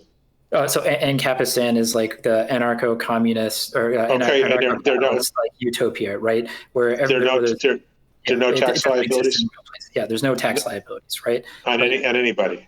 On anybody, but they still have to trade between themselves, right? Because we have the. Is this a real place? No, it's not a real place. So it's a made-up land, which represents the anarcho-capitalism dream. Yeah. Okay. Well, I don't think there is such a. Real I mean, I don't think that there's a place either. But in terms of real economies, we can have places where there's low or no taxes, and people transact in a medium of exchange, or where there are taxes, but they're transacting in a medium of exchange that's not the one paid to their government, right? If we look at shadow economy, any observed non-monetary society doesn't have unemployment. Okay, you go to a sheep station out in the middle of Australia somewhere where they're just self-sufficient. There's no unemployment. If somebody brothers are all plowing the fields, and then if they get a tractor, they're not just sitting around. They're painting the house. They're doing something, teaching the kids school. But there's no unemployment. There's no unemployment in any place that's not monetized. Yes, but in those places where they're not monetized, the capital intensity and the standard of living tends to be extraordinarily lower, correct? Okay, well, you're changing the subject. We're talking about unemployment. So can I ask a question in terms of that example? Yeah, I'm just curious. I have a question. So let's say we take a hypothetical land, divided into three parts. One part is incredibly fertile. You can grow crops. Another part has a dense forest. It's got a lot of trees. And then another part has a nice flowing river, and it has fish. We can imagine that three different groups of people live, one on each of these parts. All of us here would agree that they would still find a way to trade with one another, right? And they might even create some medium for exchange, right? Well, they'll trade with each other. I don't know that about medium exchange, but I know you won't. If there's not monetary taxation, you won't have any unemployment. Well, yeah. So my next question would be that theoretically, if these lands become prosperous enough, one of two things has to happen. Either one, they have to grow. I don't want to use the word capital because we don't have money here, but they'd have to grow the size of their fields, or they would have to cut down more and more trees. They'd have to do something, or eventually the families would produce enough children that eventually there would be unemployed people. Maybe we wouldn't call them unemployed, or you could imagine there'd be more people than what work is available in the society, and they wouldn't work, right? Or is there some reason that you'd think that wouldn't happen in an economy with no taxation, or in an environment where there's no taxation? I think there's always more to do than there are people to do. Okay. I mean, guess that's a hard. Every university professor I know has wants 10 research assistants. If I put out, how many, when I go in front of an audience and I say, how many people would like a personal assistant if the government would fund it to help you with your life? And everybody wants one to help with their emails and their photographs, to run errands. Watch the kids. Wait, real quick. Okay. So while I understand that, couldn't you argue that at some point, when you say that there's everything to do, or there is theoretically always a job to do in this society, isn't that because there's some like medium of exchange for it? So for instance, no. if we go back to the area with the 3 lands, somebody might want to work as an assistant for somebody because they could get paid for it. But in these lands, let me finish. Yeah, go for it. Okay. So I asked, how many of you would like to have a personal assistant if I funded it?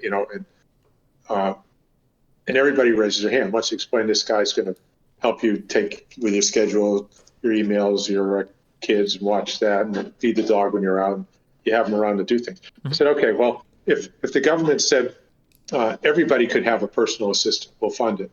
How many personal assistants would there be? There wouldn't be any, because who would be the personal assistant, right? Everybody wants one. There's nobody left to be the personal assistant. So what we're saying is we're starting out with at least 100% labor shortage every day. Because everybody has twice as much to do. But everybody has enough. Productive work, right? Is being an assistant versus the cost or the opportunity cost of them doing something else that's productive for society, right? At the end of the day, there's only so many resources. If we could feed an unlimited amount of people, well, then we can have an unlimited amount of personal assistants. But no, you can't, because who's going to be the personal assistant if everybody wants? I mean, you create robot personal assistants, right? And then that's different. I'm talking about sure. But at the end of the day, there is not enough resources for this, right? Well, let's say they said, okay, how many people would want a personal assistant? We'll bring them in from Mexico or something, and they'll just come to your house and they'll be your personal assistant. And you don't have to worry about taking care of them. We'll take care of them. Everybody would want that, or from wherever, Syria or whatever. Everybody would want that. Okay, they'd want somebody to, who would like a robot personal assistant if it was government would pay for it? Everybody would want that. But you can't have a human one, because then there wouldn't be enough, because then there aren't any, because we all want one. So what I'm saying is there's always, and then once you had your robot, there's still going to be more to do than the robot can do. We have a way to, like, we want to go see a show. You want to see live entertainment. Well, there's got to be people doing the live entertainment. You want to do medical research. What's the limit on how many people Johns Hopkins could use in medical research? There is no limit. You want to write software. What's the limit on writing software? Netflix, how many people could they hire? There's no limits to this stuff. So is the limit on the amount of work that needs to be done, or is it on the dollars people are willing to pay to have that work done then? Okay, the limit is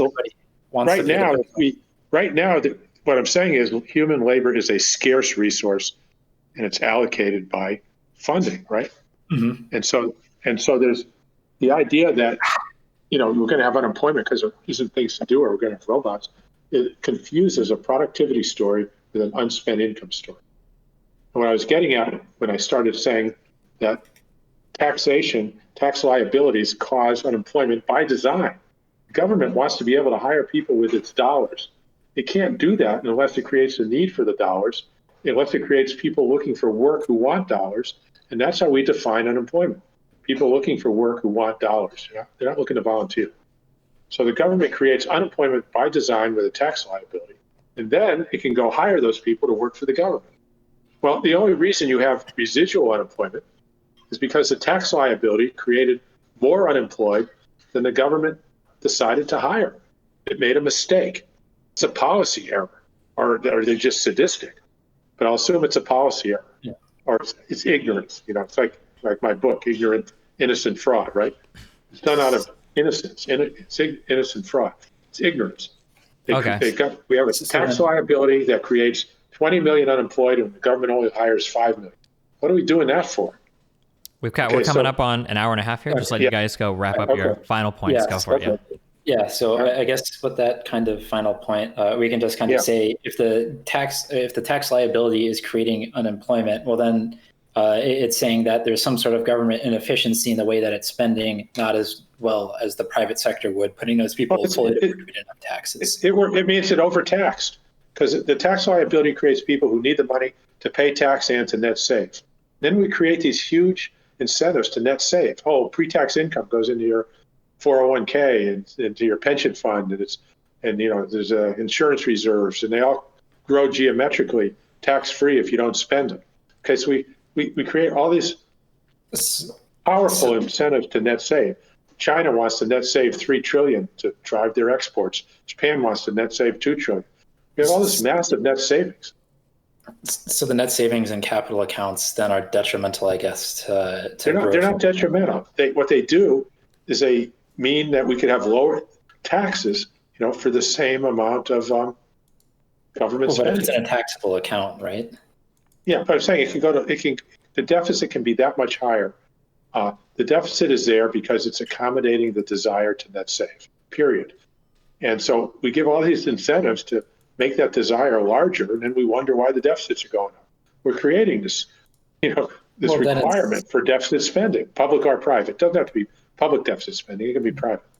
That incentive to save is basically what we've seen in terms of increasing our capital intensity and increasing productivity. So we see. So what you're doing is you got another thing backwards that is also mainstream, that you need savings to have money for investment. Okay, that's completely backwards. Savings is the accounting record of investment.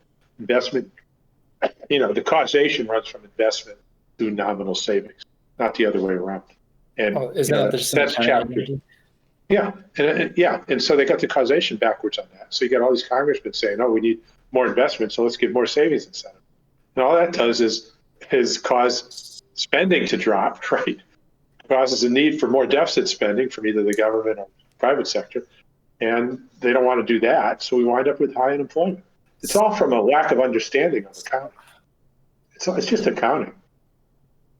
Okay, so it seems like then the proposal that you would have would be to create the money, or not. I hate the word create. I need to find a better way for it. But you would have the government deficit spend through the monetary process to get the saving that you need, rather than incentivizing private actors to put the money away themselves. Is that what I'm understanding? Yeah. I would eliminate all these tax advantages to not spend income. For one thing, it's creating these huge pools of funds that are creating all this financial stuff that's highly problematic. And the casino, it's creating a casino, right? The fire sector. Mm-hmm. So that's a consequence of all these incentives to not spend income. And the only way you can support a reasonable level of growth is through that much deficit spending to the penny, because on an ex post basis, it's equal to the penny. The net savings, it's equal to the deficits. And the private sector can do it on the way up, but then when the private sector pulls back, the government has to step in, and everybody panics and won't do it. So I guess in an upturn, when the economy is doing well, people are saving. The government. So when the economy tends to do well, people are deficit spending when the economy does well. They're buying houses with mortgages, they're buying cars on credit, businesses investing. They're funding all kinds of insane, business plans, like the .com boom. And incentivized to do that because interest rates are low, right? Because there are expected returns on these. No, it's not the interest rate, because it didn't happen in Japan. Okay, it didn't happen in Europe. It doesn't happen. I don't think it's the interest rate. Wait, can I ask a question on that just real quick? Doesn't it have to be when interest rates are low? If interest rates are very high, what would the incentive be for any type of capital investment over just buying treasury bonds? Okay, we on a per capita basis and on a gross basis, we had far more housing starts when mortgages were 15% than we do when they're 3.5%. But wasn't that only because the actual growth of the real estate was actually outpacing the increase, the interest rates? Yeah, but it does it at 15% instead of at 4%. Yeah, but what I'm arguing is that theoretically, if we would have set those interest rates at, if the interest rates of the mortgages would have been higher and higher and higher, eventually there would have been incentive to turn to other financial products, right? All right. So one day I was talking to a guy in Australia back in the 80s. I said, "How's the mortgage market? How's the housing market?" He said, the housing market's pretty good now. He says, mortgages are 17.5. He says, but I think if they put them up to 18, it's going to kill it. I said, okay, thanks. Then I'm on the phone to Japan. talking to a guy, how's the housing market? He says, no, it's still pretty bad. He says, rates are 3.5. He says, but I think if they put them down to 3, they're going to get it going. Okay, and I've been watching this for 45 years. That it's got nothing to do with the rates. The rates might have a small effect, but the things that go around the rates, like the high rates cause high interest income. Wait, but there are a lot more savers than there are borrowers. Wouldn't the rates there just be only matter relative to the actual growth in those sectors? So, for instance, if real estate is growing at 20% in some industry, then an 18% interest or whatever, it might be okay. But if real estate in Japan is growing at 2%, then 3.25% might kill it, right? Isn't that going to be relative? Yeah, but the high rates cause the growth. Okay, if you look at these people who say, "Oh yeah, I remember when rates were 15." My first mortgage, I just heard something, was 15%. Okay, but he bought a house when he was 15. That was his first mortgage. And his parents probably gave him the down payment because they were earning 15% on their savings. The income, the people earning, the economy is a net saver today to the tune of 28 trillion. And the high interest helps it a whole lot more than the borrowing hurts it. The savers are helped a lot more than the borrowers are hurt because they're larger by 28 trillion, by 110% of GDP or whatever the debt to GDP is. That's the difference between savers and borrowers. And it's totally lopsided. So even if there is a small propensity difference between savers and borrowers, the magnitude of each is completely different. It's drastically different. Well, so I guess definitionally saving in MMT is, I guess, a little bit different, right? Because you wouldn't, because when we're looking at saving, private sector saving, we wouldn't consider somebody who owns a factory taking their cash and buying more goods for their factory, right? Would that not be considered savings? You're like, that's true, but you're taking little pieces out and missing the macro. At the macro level, what I'm saying is said by every major economist that's ever lived. That and they've done studies recently showing, again, they keep doing them, trying to decide whether investment is a function of interest rates, and they find none. It's if anything, they find it, the other direction, that investment is better when rates are higher. And there are a lot of reasons. And well, I think the biggest reason is that when you have high inflation, those who have dollars are hurt more by it, so to speak, right? So if for example, I have a house and you have $100,000. If we have 1,000,000% inflation, well, my house is now worth billions of dollars and you still only have $100,000, right? So when you have periods of high inflation, then that necessarily leads to those with real assets doing better off than those without, right? And those people with real assets tend to be wealthier people, right? The very, very poorest who are debt financing everything. So kids coming out of college with $200,000 of loans, they're benefited by this because now their job pays them $1 million because of inflation. But the middle class who's directly affected by these policies are the ones that hurt the most during these periods because the real savings, which represent a higher proportion of their net wealth, get wiped out. There are certainly distributional issues, which I'm very sensitive to. Sure. And so, which is one of the reasons I'm generally against inflation, because of the distributional issues. Okay, so I don't propose any pro-inflation type policies. All my proposals are, include elements of price that add to price stability. Doesn't mean it ends inflation forever, but it's going to have more price stability than without it. So a job guarantee has more price stability than just using unemployment. Not that it's perfect or anything, but it's better than what, I don't have to outrun the bear. I just have to outrun you. That story. Well, I mean, you're essentially outrunning the bear of other countries until the other countries overtake you, right? That would be what you're with the trade. With trade, you mean? Yeah. Well, I haven't actually given you any proposals. I've just tried to tell you how it works. Sure. But So, my trade proposals are to get to full employment domestically, because the same things you're exporting are still going to sell for the same money in world markets, and they're still going to command the same imports in world markets. So there's no point in weakening your economy to lowering your real wealth to try and adjust your real terms of trade, not your nominal terms of trade. Well, then how can everybody in the world adjust themselves in the same way, right? Wouldn't we just stop exporting? They can go to full employment domestically also. Yeah, I can't stop that. But sure. If anybody who's at full employment has that advantage because they've maximized their domestic output, and anybody who runs a surplus, who wants to run a trade surplus, who's influenced by their exporters, becomes the world's slaves, and they do that to the benefit of all the other nations. But that's their policy choice. And we've been trying to talk Japan out of this, sending trade negotiators for a long time, and they won't do it. Okay. All right. Yeah. Okay. All right. Yeah. I have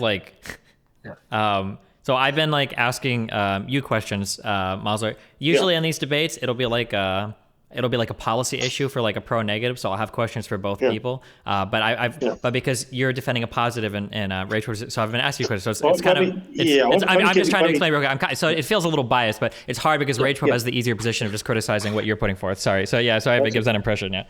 Let me put one more thing forth to criticize. Mm-hmm. A lot of the thinking that MMT has turned over is fixed exchange rate thinking.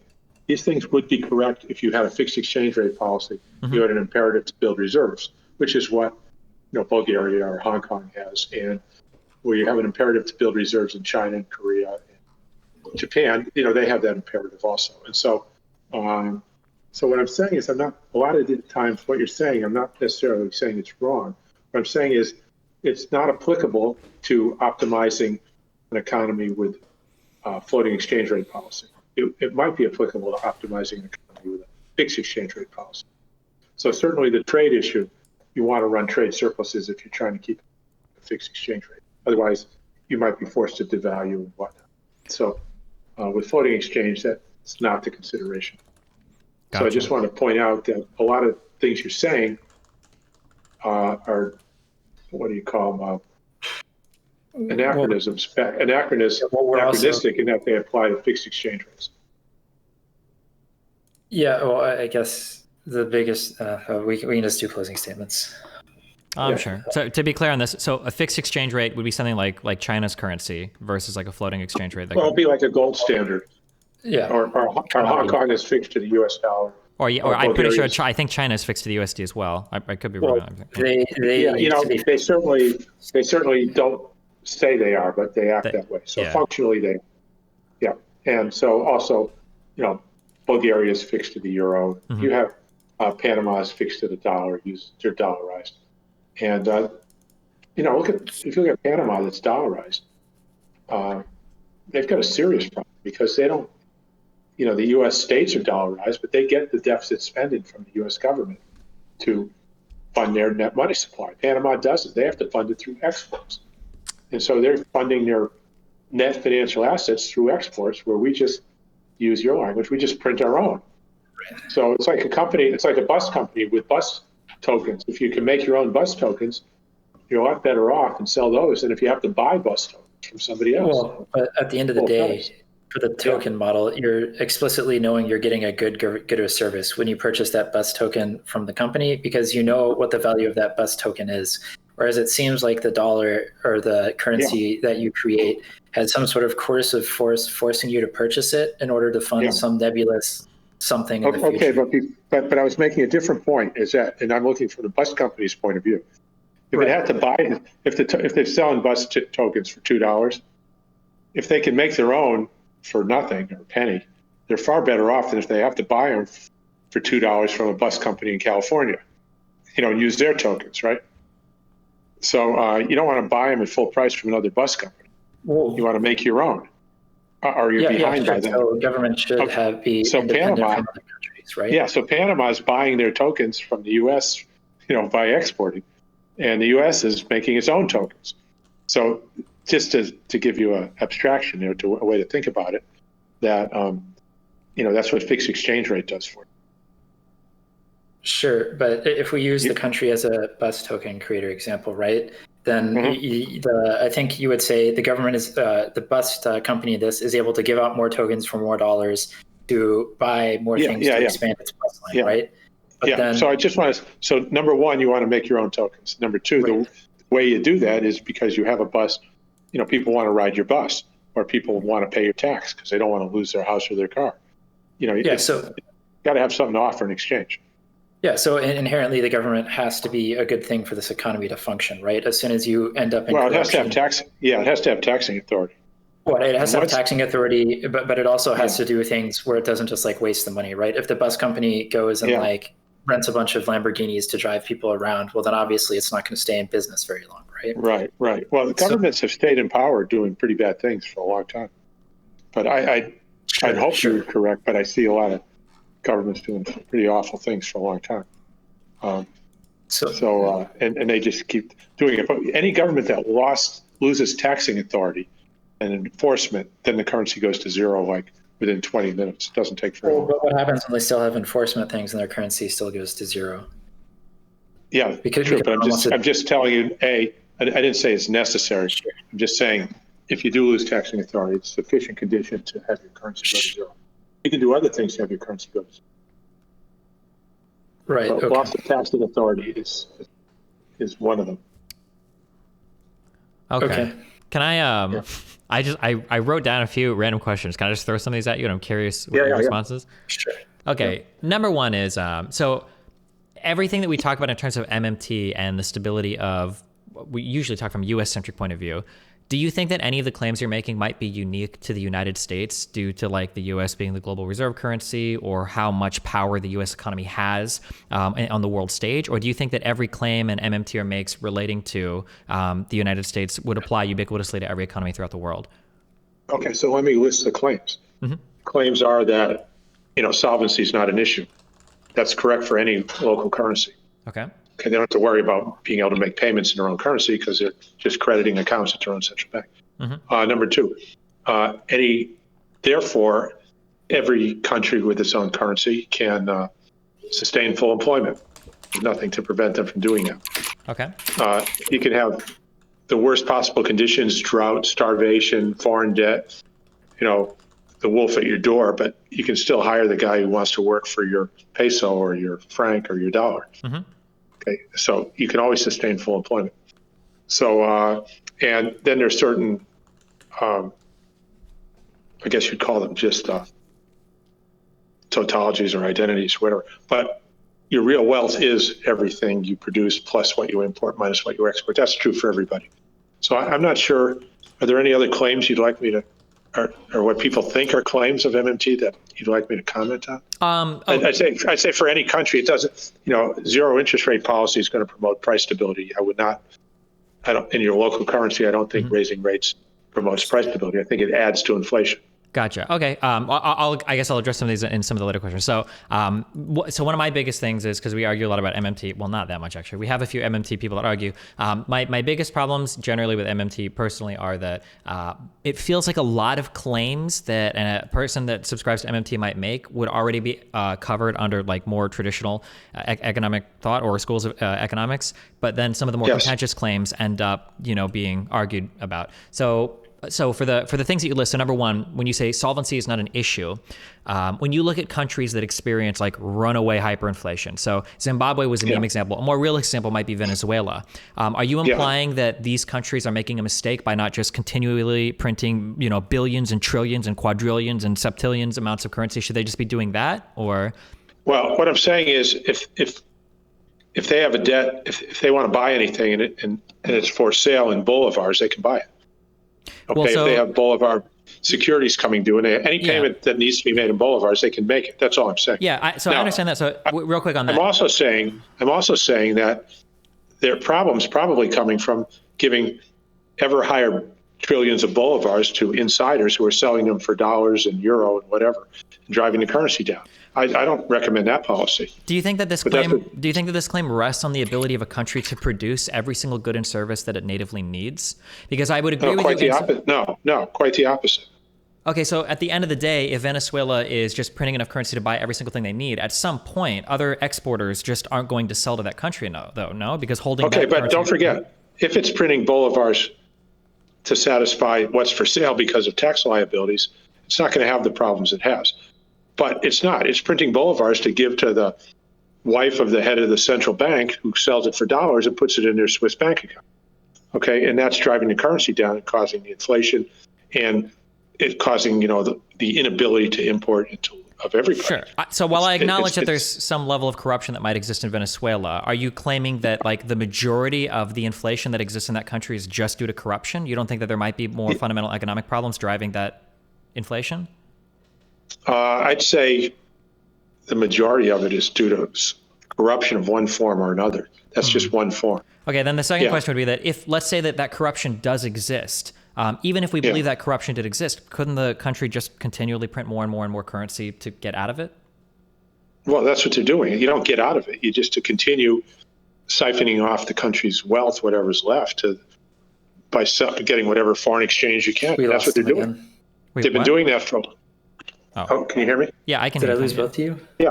Look, they're using the currency to siphon off the country's wealth and to line their own pockets, and they've been doing it for a long time.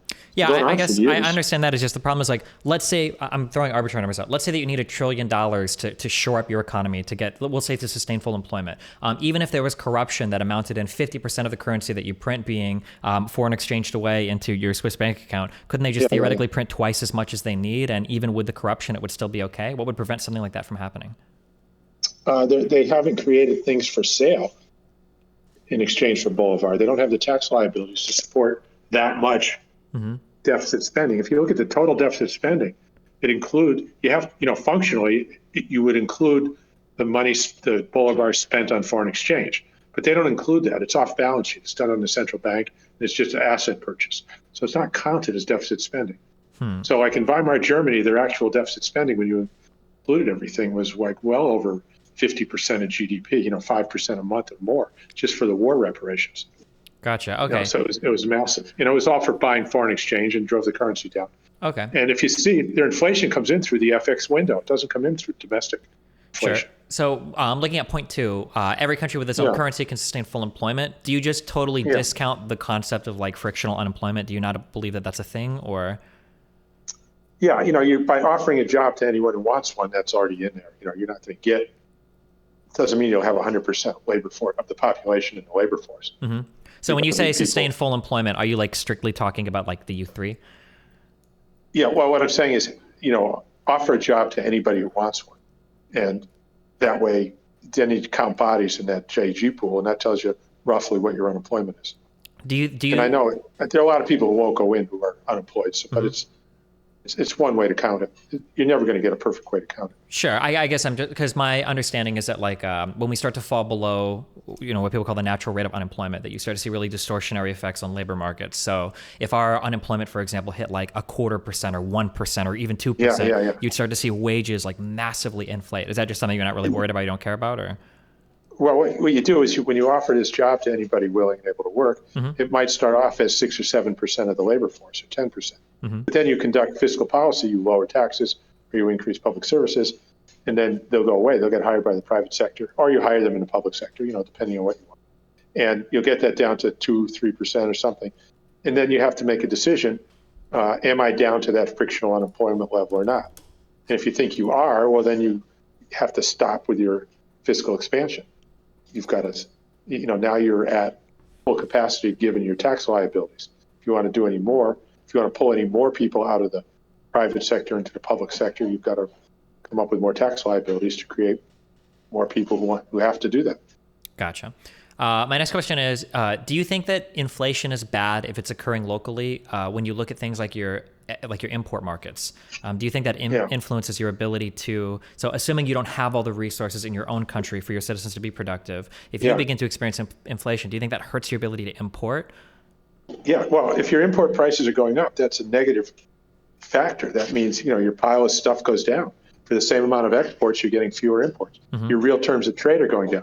Now, if the price of your exports has gone up accordingly, then you have a distribution issue. The exporters are winning and the importers are losing. Look at Canada. They were selling us.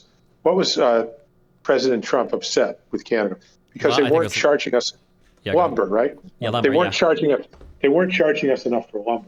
I mean, whoever went into a store and got upset that they weren't charging you enough, This is madness, right? But well, it's wait. coming from To a be fair, misunderstanding of the money. to steelman that, I think the problem was that the United States, when we talk about issues like that, I'm not trying to explain this to you. I'm sorry, just explain it for the audience and for myself. You can tell me if I misunderstand, because I assume you have a way better understanding of all this than me. My understanding is that the argument would be is that our own domestic firms are not going to be able to be competitive with a foreign government that is subsidizing their own lumber firms. So that was the issue. It was like I think a WHO or a NAFTA requirement is that like you're not allowed to subsidize certain industries because it makes our own domestic industries non-competitive. Yeah. So it means we have unemployment because we're going to have fewer people in the lumber industry, right? Well, not necessarily unemployment. It could just be that type of business becomes non-competitive, and then we lose that supply chain in the United States, which I guess could lead to unemployment. But there are other issues as well. But yeah, go ahead. Yeah, so it was generally framed as an employment issue, but that means we can divert our real resources into medical research, or taking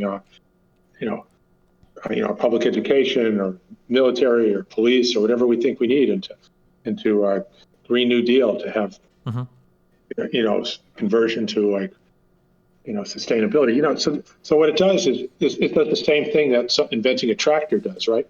It's a productivity increase. When somebody else will make things for you and doesn't want anything in return, that's the same as a productivity increase. The economics professors used to tell the story of a guy in Oregon who built a big factory, and he had a new process where he could build cars out of lumber.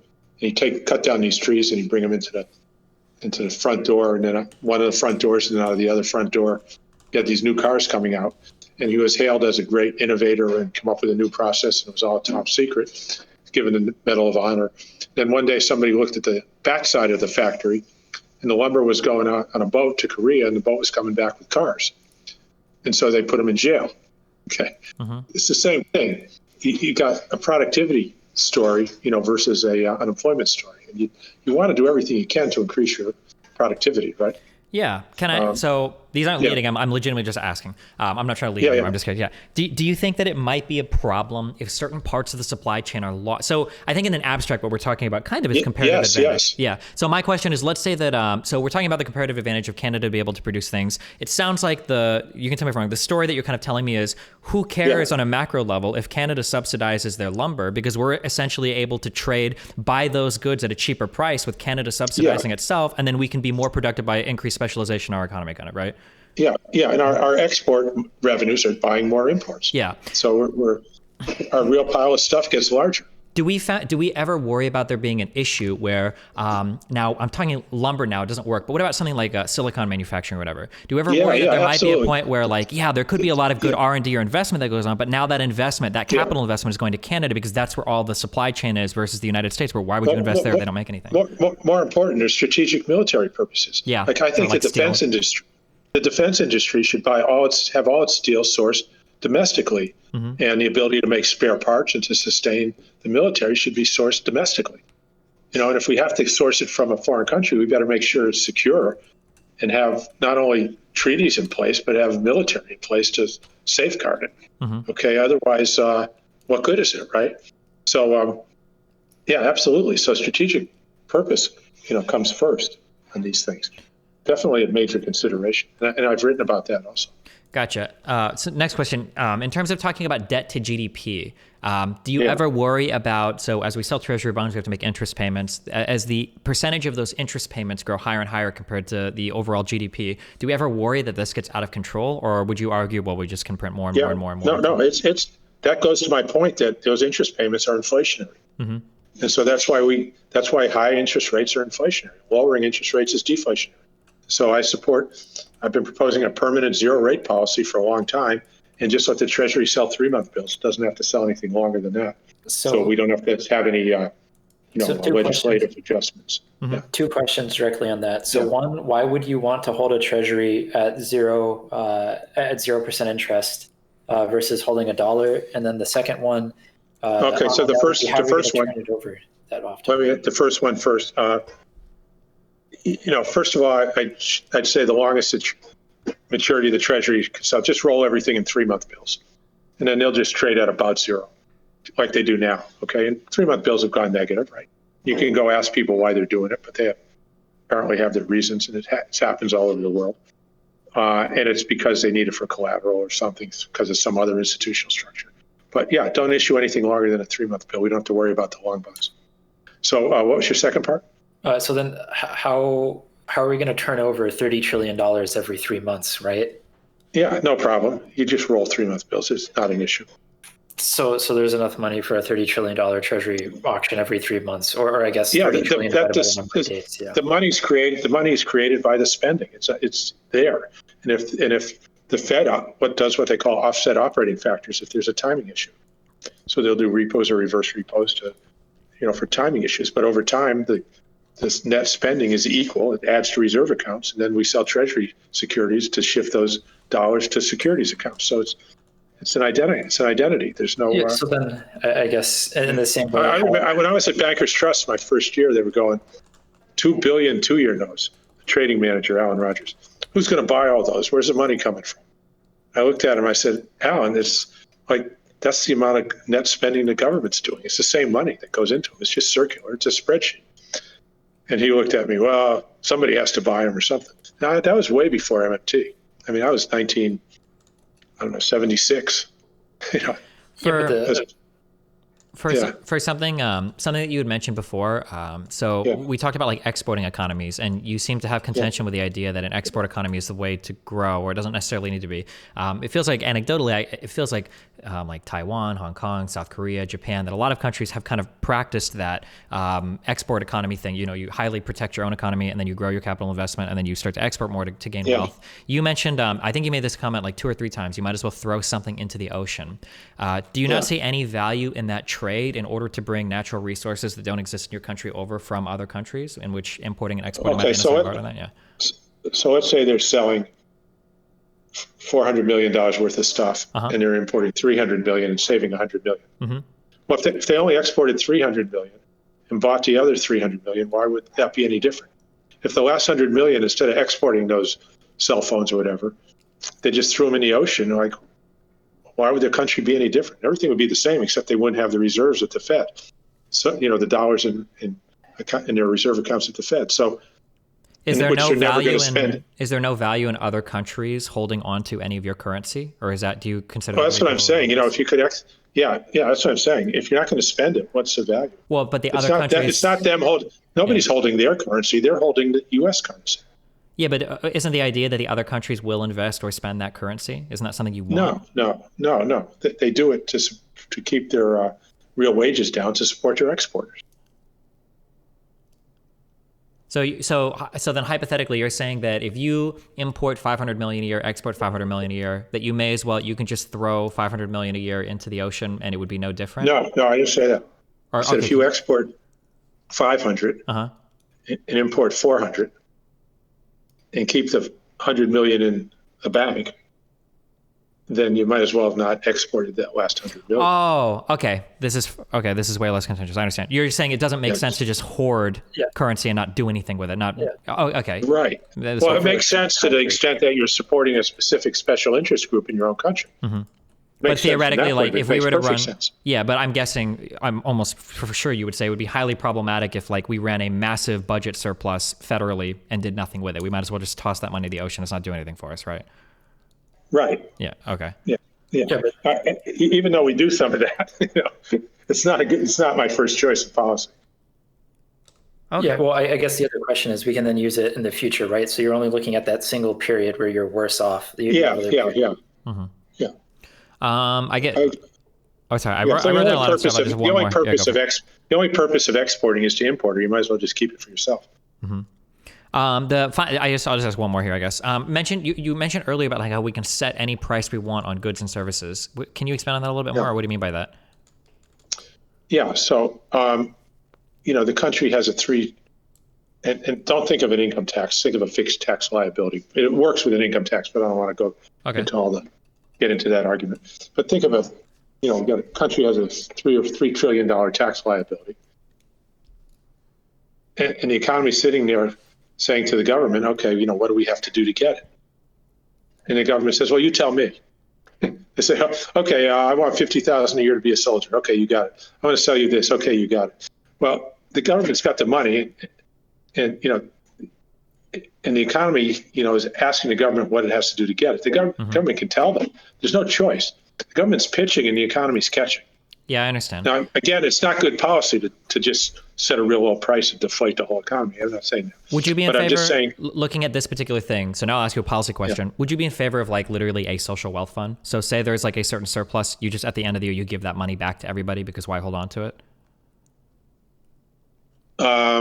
Well, when you spend, you're adding dollars to an account. When you tax, you're subtracting dollars. You're just a scorekeeper. So the government doesn't have or not have any dollars. Well, in terms of like this particular thing where we talk about like having a surplus and you're asking, how do we get that money from the government? Would you be okay with the government just saying, oh, hey, we've got this much leftover, quote unquote. I say leftover. I understand you can do whatever you want, but like in terms of just crediting everybody's account by some arbitrary amount of money. Well, look, at any point in time, you don't look at that. That's just let the accountants figure out where they have a surplus or a deficit. You look at the economy the best you can and you say, is the problem with the economy that there's too much money sloshing around and it's causing a problem? Unemployment's too low. Prices are starting to go up. Or you're looking at the economy saying, now there's not enough spending right now. Unemployment's too high. Sales are too low. Take a look at it. And then that tells you what to do next. The funds that you subtracted or added last year don't tell you what you need to do next year. Okay. That's all I have for questions. If you guys want to do closing statements or whatever, I don't want to bog it down or anything, but yeah. Okay. Just quickly, this is all in my free online 7 Deadly Innocent Frauds book. You can go to moslereconomics.com or just Google Warren Mosler 7 Deadly Innocent Frauds book. And I'm WB Mosler on Twitter. And it's all there. If you read all the tweets, the whole thing's there. And feel free to contact me, warren.mosler@gmail.com, if you have any follow-up questions. Okay. I've been working, I came up with this understanding almost 30 years ago. And it's taken 30 years for it to get to be at this point where somebody like yourself has given it enough credibility to discuss it, and I appreciate that. So the question is, why did it take 30 years? Is it that difficult a concept to get across, or am I just not very good at doing it? So I'll leave it at that. Thank you very much. I'll say, to be fair, macroecon does seem like a little bit of wizardry, but no, I'll get it in a minute. So I guess I'd like to thank Stephen Peterson for setting up this debate with us. And so I guess in terms of MMT, I think the biggest issues that we walk into is when we're creating our macro our model of the macro economy, we run into a lot of big fundamental assumptions. So one is that the government is spending it in productive ways. Two, we're looking at it through single time periods. So the single year deficit or trade surplus being necessarily bad for a company, country, I don't think that necessarily holds. I think that there's a lot of other problems around the government being the arbiter of prices in certain situations or situations where it's not. Of course, they have coercive force to do that, but that doesn't lead to the best economic outcomes overall. And that's where I stand. So I appreciate you taking the time. Let me finish with a quick anecdote. It might help. So fiscal policy is a little bit like you're in a car driving down the road and you have to turn left in 5 miles. Well, you don't say, okay, I'm going to turn left now and get it over with because you're going to crash. You have to wait till you get there to turn. So fiscal policy is a lot like that. You see a problem coming up where there might be overspending coming in 10 years, inflation, but right now you've got the deflationary issue. You've got to address the deflationary issue now, keep the car on the road the whole time. You can't do things with fiscal policy to change things for, with this year's spending and taxing to change things 10 years forward. But I understand your point, and it's very well taken. Not taking the longer term view has cost us dearly over the last 30 years. Yeah. Okay, cool. Do you have any social media or anything you want to promote, Mosler? Oh, I'm only on Twitter, WB Mosler. Okay. And that's it. I'm on Facebook, but that's not a lot of this on Facebook. Mostly my car things and stuff like that. Gotcha. Okay. Well, hey, awesome. I really appreciate the conversation. Thanks for dealing with all of our questions. I wasn't trying to be. I was trying to be impartial. I just had a lot of questions, and yeah. Cool. Anytime. Thanks a lot for both of you. It's been fun. Thanks. Stay safe. Appreciate it. Yeah, you guys have a good one. Peace out. Thanks. All right, take care. You think Mosler was a smart guy? Yeah, I think so. I obviously I can't debate. It would have been really interesting to really run down like one like line of thought, but it wasn't really my place. I could only ask a few questions because I don't know. I'm not really sold on it at all. But it would have been interesting to. Oh fuck! These are all the notes that I'd written for questions. I got about halfway through them. I still want. What was the question about 0% inflation versus 2? He said that he'd prefer the economy to be kept at 0% inflation. My understanding is that you always want a little bit of inflation because it kind of spurs on capital investment. Nobody wants to sit on dollars. You want to use it to invest in something. But I imagine that he would probably say that like all investment can just come from more government spending anyway or whatever. That would probably be his answer. Remember to hit that like and subscribe, and don't forget the notification bell so that my videos show up right in your feed. I love Trump. I said it.